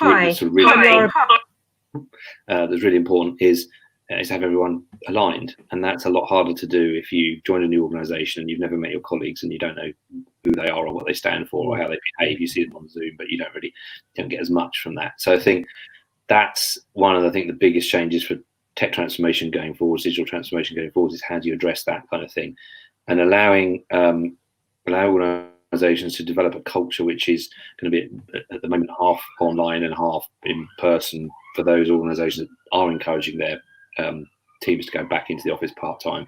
Is going to be quite a step change, and I do worry, as someone that's led a number of transformations, on how fast those transformations might track in the future compared to the past, just because you've got to allow time for that new way of working to settle and for teams to be comfortable working, especially those that have either joined a team or joined a company relatively recently. They're the people that are probably most disadvantaged by not having been there in the beginning or in person at the beginning. So I think they're the big watch out. What are companies going to do to help that? How does that affect the speed of their transformation? And actually, what are employees going to do to really engage more proactively on sort of new models of working? Yeah, of course, and that onboarding side of thing is something we've heard earlier today, and certainly in an event we did in June, there was a lot of conversation around that onboarding process and just how difficult that might be. It just obviously, in your experience, what could a company look to do with that? Is there any kind of ideas that you might have to make that a bit more efficient and streamlined? Any kind of suggestions with that? Yeah, I think the communications part of it is absolutely critical. So over-indexing on making sure people understand what's going on, making sure the outcomes are clear. It's going to be harder, I think, for boards and exec teams to sign off on transformation going forwards, because they're going to have resources which are new to the business, potentially fewer resources in some organisations where sadly headcount cuts have been made in recent months. And I think for organisations to be successful in transformation, you hear so often of transformations that have failed, or money's been wasted and things have been aborted. For organisations to be really successful in making sure that their limited funds potentially land really well, the clarity of what they want to do needs to be really clear up front. It needs to be really, really well communicated repeatedly in many forms. This type of format, written, etc., management cascade, and all of those things together, hopefully, will lead us to a point where people are more cohesive at the beginning, and therefore there is a higher likelihood of the transformation being successful.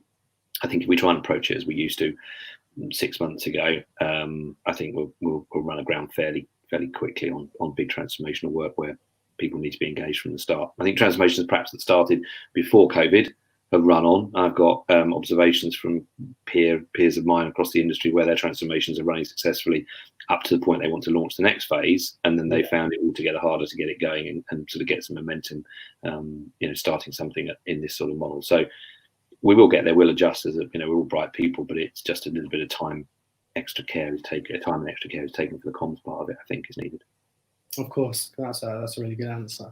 And then with remote work, it's obviously the adopted way of working for the time being. You did mention earlier about kind of a hybrid approach that we could be approaching, certainly in the next few months and early into next year. But what's really kind of expected from business leaders that are leading transformation during a pandemic? For those not already implementing tools and tech required, is there pressure on to find those solutions? Companies that maybe lean heavy on legacy systems, is there more of a need to kind of accelerate the change? What's kind of your opinion within that? Yeah, I think from what I'm talking to people across the industry and different. I've got the benefit of working in different sectors through my career and keeping in touch with people in those sectors. I think the really interesting, consistent sort of piece of feedback is that leadership model is having to evolve faster than many of the organisations themselves are able to go at in terms of speed. So I don't think it's a tools issue. Actually, you mentioned tools. I don't think it's a tools issue. I mean, Zoom is super popular. Teams is pretty ubiquitous. There's lots of tools out there that are free and very, very good. You don't have to invest tons of money to be able to collaborate effectively. I think it's more about making sure the leadership team give proper in our organisations give proper direction to what's happening. Check in regularly with people. Try and overcome, if possible, the body language barrier. There is no direct body language. You see someone's head, you don't see their entire body on video conferencing. So try and overcome that where possible. And I think I'm fairly well known for moving fairly quickly in what I do, but for me, just to go a bit more carefully and make sure that those people that perhaps haven't spoken up are, sort of on the metaphorical bus, and that they understand what's going on and why. It goes back to my clarity point just now, and just have a check-in more regularly than you ever would, probably 3, 4, 5 times more regularly, perhaps, if you're starting a transformation program, as to is everyone clear what's going on and why? Do they understand what their part in solving the problem is? Do they understand the timeline, the cost, the budget, all of that kind of stuff? Yeah. I think the business is very easy to just miss people on the journey. And if you're working flexibly and you've got people that are now doing school runs, now we're back in September, and you've got folk that potentially might be self-isolating and they may choose not to dial in for a period of time, then there's going to have little pockets of disruption in your ability to communicate. So you almost need to be sort of spreading your comms for any one point over quite a few weeks, actually, so you catch the early starters and you catch those that are coming in perhaps a bit later than planned. So yeah, maybe just spread the comms out and keep repeating it. Some people get bored, but better than leaving people behind, perhaps. Sure. And with those communications, is it important to offer the communications through different mediums? So just for example, through webinars, through live conferences, through email, that kind of thing. Obviously, people absorb and take in, of a wider workforce anyway, will take in information in different ways, and there's no kind of one size fits all with that kind of issue. So is it important for those leaders to be engaging through different mediums, I guess, is the question. Yeah, I think so. I mean, I'm an engineer by trade, so generally we get tarred with the brush of engineers don't communicate; they sit in the corner and do magic stuff, and out it pops. So I've had to teach myself over the years to communicate in different ways, and it's not easy. In your head where you're going, especially if you're moving a transformation forward at pace, and not everyone has been through that journey. Not every employee in the team has been on a transformational journey, or has been on, in my case, a big divestment from a FTSE to a privately owned energy company recently. So that required lots of comms. And while I went through that process for SSE, I was doing, again pre-COVID, but I was doing fortnightly, 3-weekly town halls. So my UK team were all in a room on a fortnightly basis. Over 100 people, well over 100 people in a room, and we had a conversation. And we kept the agenda really light. They could ask anything they wanted at all, and I'd answer it, wherever possible. If I had the answer, I'd share. And it was a very transparent, collegiate, and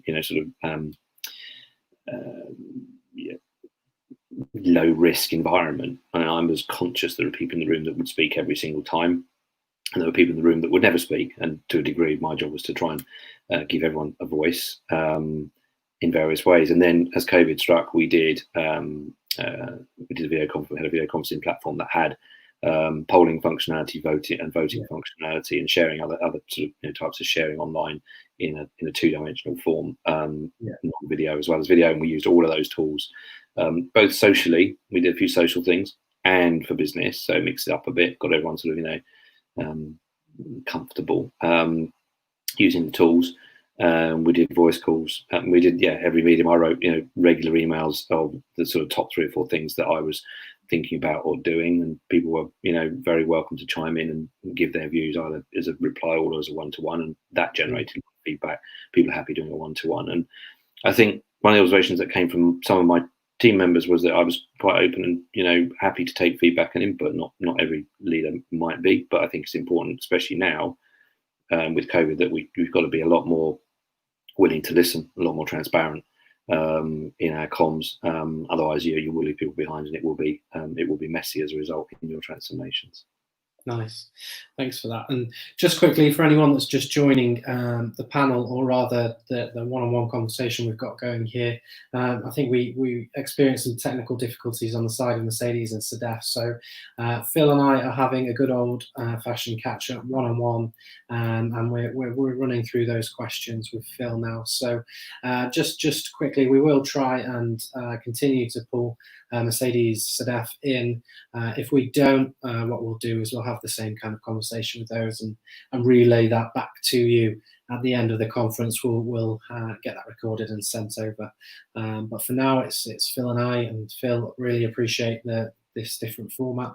So appreciate you taking the time here to answer the questions all through for yourself. So thanks for that. So Phil, in typical patterns of transformation, there's usually, well, not usually, but often a disconnect between the business and IT. When I say the business, it's usually finance. Just how integral is it for organizations to be working closer, especially considering that now, in a sense, people are working siloed? How can this be, brought together better, and why traditionally is this a typical pattern of transformation? No, I think that's a lot of businesses don't get this anywhere near right.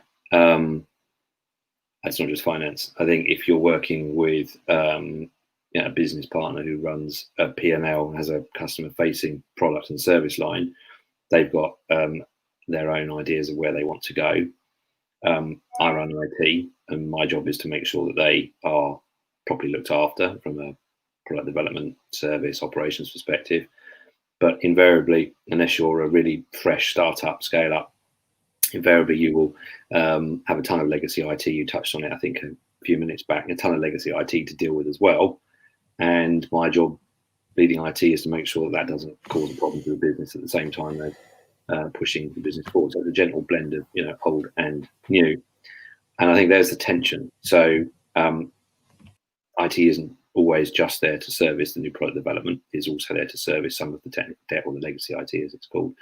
And I think getting as much as important as it is to get comms running within an IT team, as I talked about just now, I have to then extend that process out into the business stakeholders that I work with, not just at my level, but all the way down through the team, and make sure that they are equally as engaged and engaging in the conversation going forwards on transformation, because it will fail just as easily if they are not engaged as if the IT team themselves aren't engaged.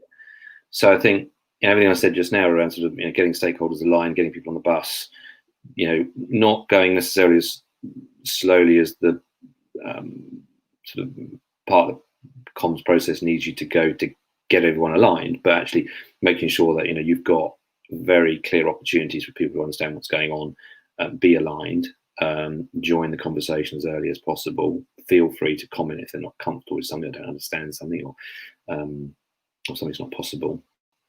And to be honest, all the same tools apply. As leaders, hopefully, in an organisation, leaders are able to talk to each other a bit more transparently, perhaps, than peer-to-peer relationships further down the organisation. They have a bit more leverage, they have a bit more accountability, especially as ExCo members.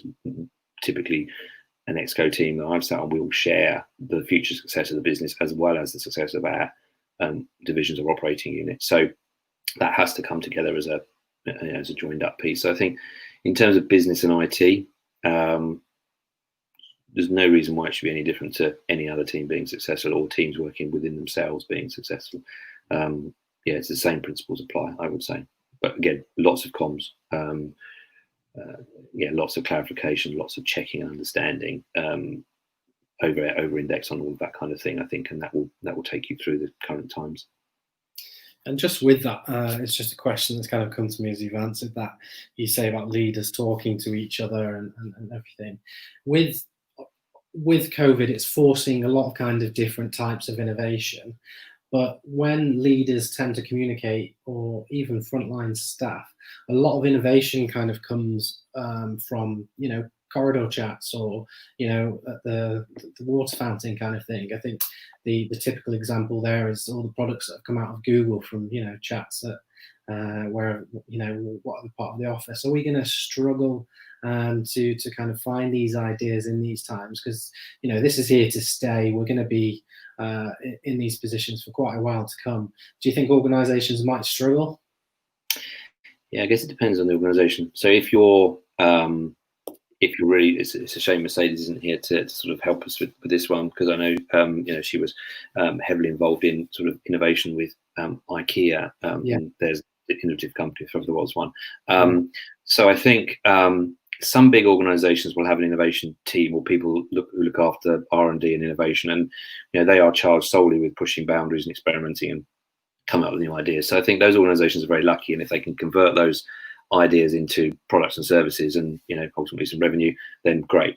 I think typically the organizations I've worked in, utilities, telco, property, they're industries that have been around a long time, and I deliberately use the word industry, and they do innovate very well, actually. They typically innovate as a pack. Someone goes first and there's lots of fast followers.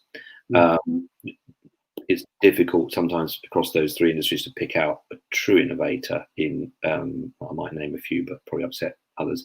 So, not do that. But I think you're right. Those corridor coffee, water cooler moments for innovation are really interesting. The ability to, pre-COVID, to grab a pen and stand at a whiteboard with half a dozen other like-minded people and scribble a picture up, or I think we lose. I mean, there are tools that you can do whiteboarding on online, but it's that moment of, let's take 5 minutes, let's grab a coffee, let's go and thrash something through. The downside, from what I've seen in the last 6 months, is these types of tools are generally scheduled. You have a structure to them. They're much more old school in terms of the meeting starts and ends at a certain time. You don't bump into each other online in the same way as you do here. Now, it doesn't mean innovation's not happening, but I think it's less ad hoc Yeah. in this current climate than it would have been historically. Time will tell whether the innovations that are happening because businesses are driving them because of revenue or customer service, or similar sorts of necessity, as opposed to innovations that happened certainly on in my teams in the past, where people went, "Can we do this?" Yeah. Previous roles I've had innovation funds where people get an idea together and they'll get a few £1,000 and some hours and some capability and some support to do something. If it fails, it fails, but they've come up with an idea. I don't think that's as obvious in this world right now, which is why I'm personally quite keen to see some of that collaboration done a couple of days a week back in the office. I think there was genuinely a need for that sort of thing to be done a bit closer together. I suspect the advocates of remote working in some of our best or most modern West Coast companies will tell me it can all be done online, but I haven't quite seen it work yet. So I remain to be convinced. Yeah, I don't know if you're familiar with Bruce Daisley. He used to be VP at Twitter. We've had him speak at our events a few times, and he always talks of the joy of work and everything like that. And he talks about innovation outside the office and how we can do that. So there's been some interesting learnings from that side. He's a firm believer, and we don't need an office. Obviously, it's different for different industries, but some interesting points raised there. Now, I am obviously in the industry of media, working in events and trying to deliver up-to-date content and information for kind of digital technologists. So I'm forever reading about emerging technologies, forever looking at the Gartner hype cycle, all these kind of things. And it's hard to kind of, cut through the noise and see sometimes what is a useful technology. What's been useful to you? And obviously it's going to be specific probably to the industries you've worked in, but over the last 12 to 24 months, kind of pre-COVID, what have you seen that's been real business use and success? So when I talk about emerging technologies, I'm thinking things like AI, chatbots, all those kind of things that you often read about and sometimes don't understand too much about. Yes, it's a great question. So over the last 8 or 9 years, I've probably written more than a dozen digital strategies for businesses in various forms.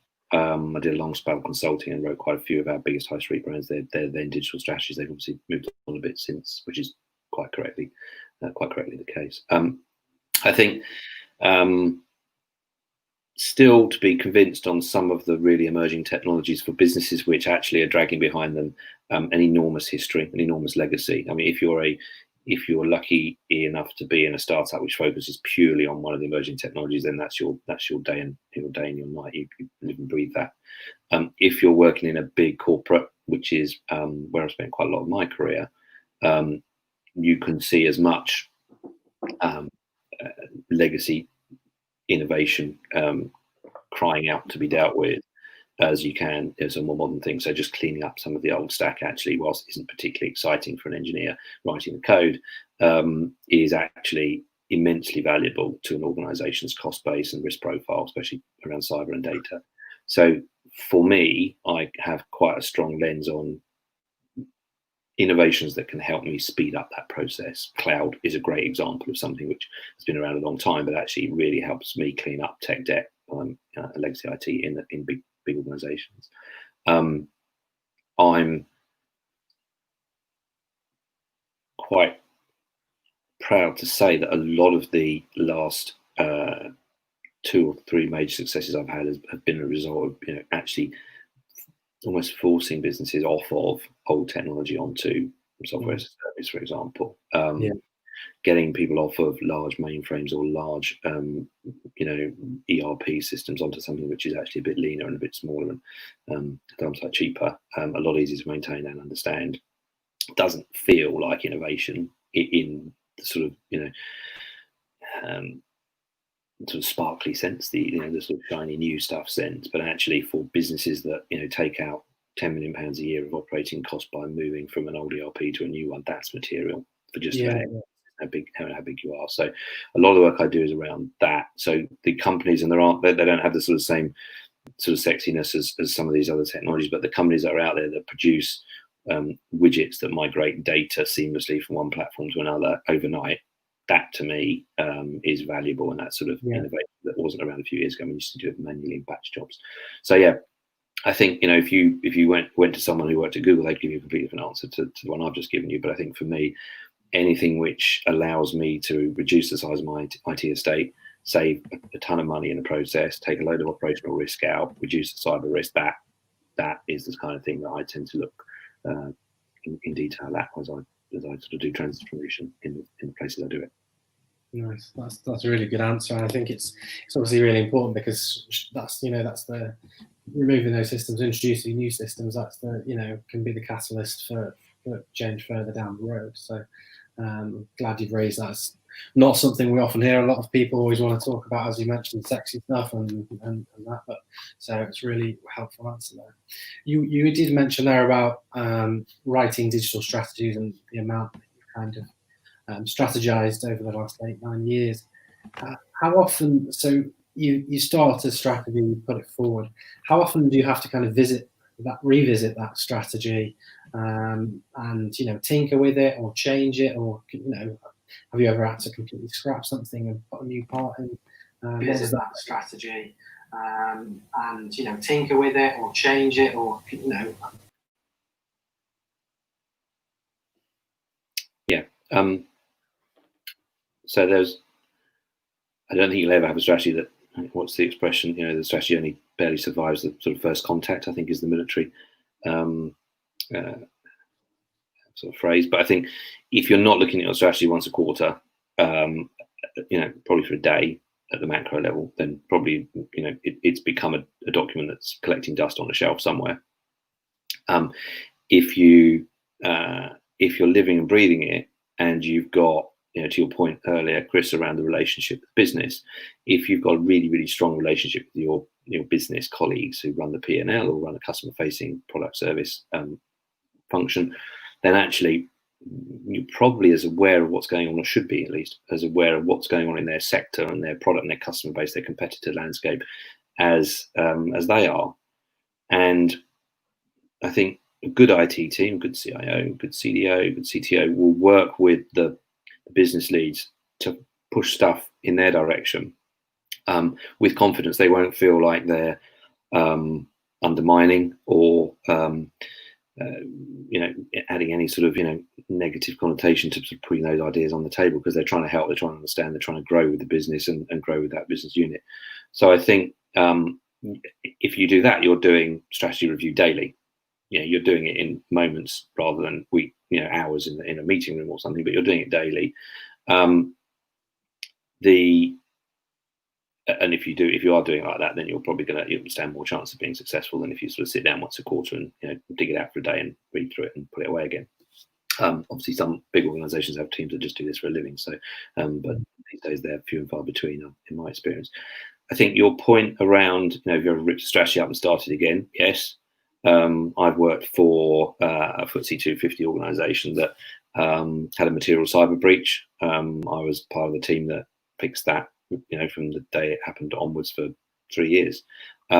We rewrote our strategy quite materially and fairly quickly as a result of that event. And it not only changed the strategy, but it changed the operating model of the business. So more time was spent understanding technology and cyber than it had ever been before. More investment was given, both financially and in terms of board time, than ever before. And we learned a very strong lesson from that event, and others watched us and I think copied us as well. So they hopefully learned as well. So yes, there is quite often you need to rip it up and start again. I've worked throughout my career in regulated environments, and although you tend to get good advanced warning from the regulator of what they're thinking of doing, in fact they often run large consultations around it, quite often they'll drop a surprise on you when they actually publish the draft policy or change in regulation, and then you have to quickly turn around and do something you weren't expecting to do, quite often really expensive. They don't worry about the cost to you. So I think there's events like that. So big data breach, unexpected changes in regulation. COVID is clearly an example, but won't do that one necessarily today. But I suspect businesses will probably rewrite their strategy every three or 4 months for the next 2 years while we sort of bounce in and out of lockdowns and hopefully recover. Nice. And then what would you consider the more important things when putting forward a case of technology implementation or change to senior leadership. Obviously, you've sat in that senior leadership position, so perhaps what people should position to you, or what you've positioned to a CEO, CFO, what would be your advice for other leaders to consider when doing so, and where can they perhaps expect the resistance? We talked about the disconnect earlier, so maybe drawing on from that a little bit. Yeah, I think it's so looking back, it all seemed quite straightforward. You put a business together, a case together, you took it to the stakeholders. It would sometimes go around a couple of iterations, and it would either get accepted, hopefully, or occasionally rejected. You always understood why, and you generally only had to think, to be honest, around, are you presenting something that reduces risk? Are you presenting something that increases revenue or profit? Are you doing it in order to remove legacy? Are you doing it as a reaction to one of those things we just spoke about, a material event of some form or other? I think it's a bit more complicated going forward. I think those that present business cases, and in my case, when my teams have written them in the past, and I have to make sure that I'm comfortable with them before they perhaps get presented to a board, I think there's going to be quite a bit more rigor. I think it's going to be more like almost like a business plan than a business case. It'll have more detail, it'll be more thorough. It will include a variety of things that most people don't sort of think about. So everything, the competitor landscape, what are the competitors and peers doing? What would it do from our client from a net promoter score perspective? There's a short-term and long-term piece to it. So there'll be a whole load of dimensions that perhaps don't always get caught in, certainly an IT business case, which is generally about increasing revenue, profit, or customer service, or cost reduction, risk reduction. So I think those things, good business cases will probably include, how does it change our supply chain mix? What's that? If there's a distribution model in there, how does that work? Does it improve? Can it be done with, to your point earlier, can it be done with a different style of in the office and not in the office working?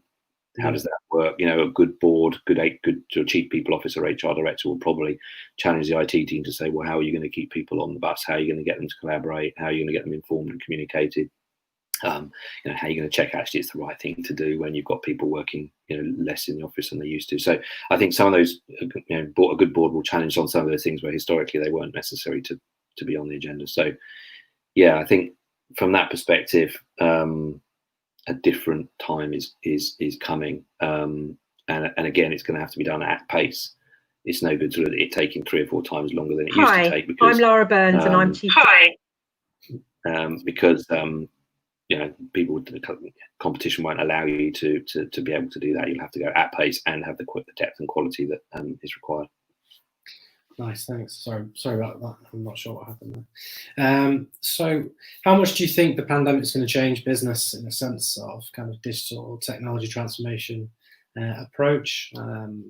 Thinking of kind of budgets changing, but surely adoption is going to only increase from organisation to organisation to remain competitive and relevant.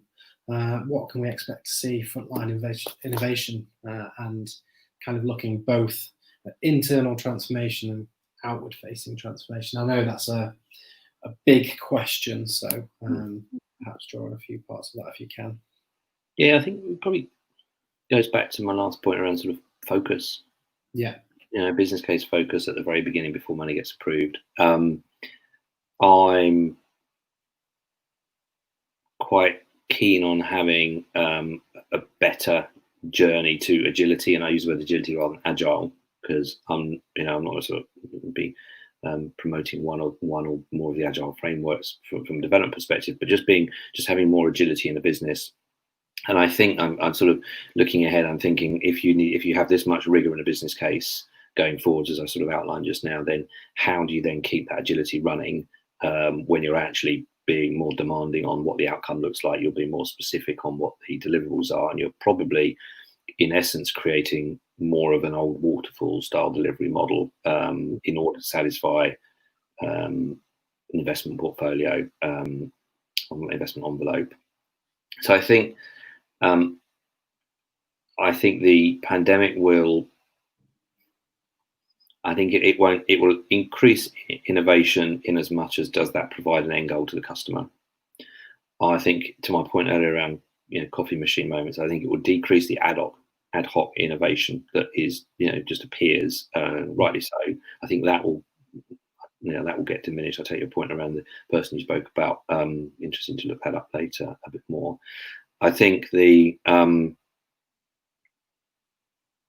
think that the external transformation will be on a very clearly driven business case model. I think internal transformation, so you mentioned earlier chatbots and various other things that customers use, I think that will continue, but I think again people will want to see a much clearer business case going forwards.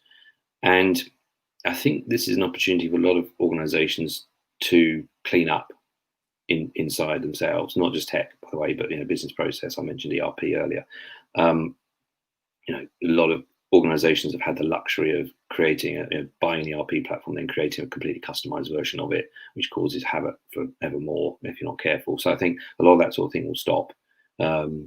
Organizations will fit themselves better to the products that are on the market, especially the cloud products, and live to agree within that framework. So I think those kinds of behavioral changes would be my sort of thoughts for the next year or two at least. Hopefully we'll go back to perhaps softening a little bit over time so that people can be more innovative and creative in their own right, ad hoc, but at least until someone proves out a vaccine and it gets distributed and everyone's comfortable and goes back to work in a more traditional style, which I think will happen over time, then I think they're probably going to be some of the constraints that we see on both internal and external transformation.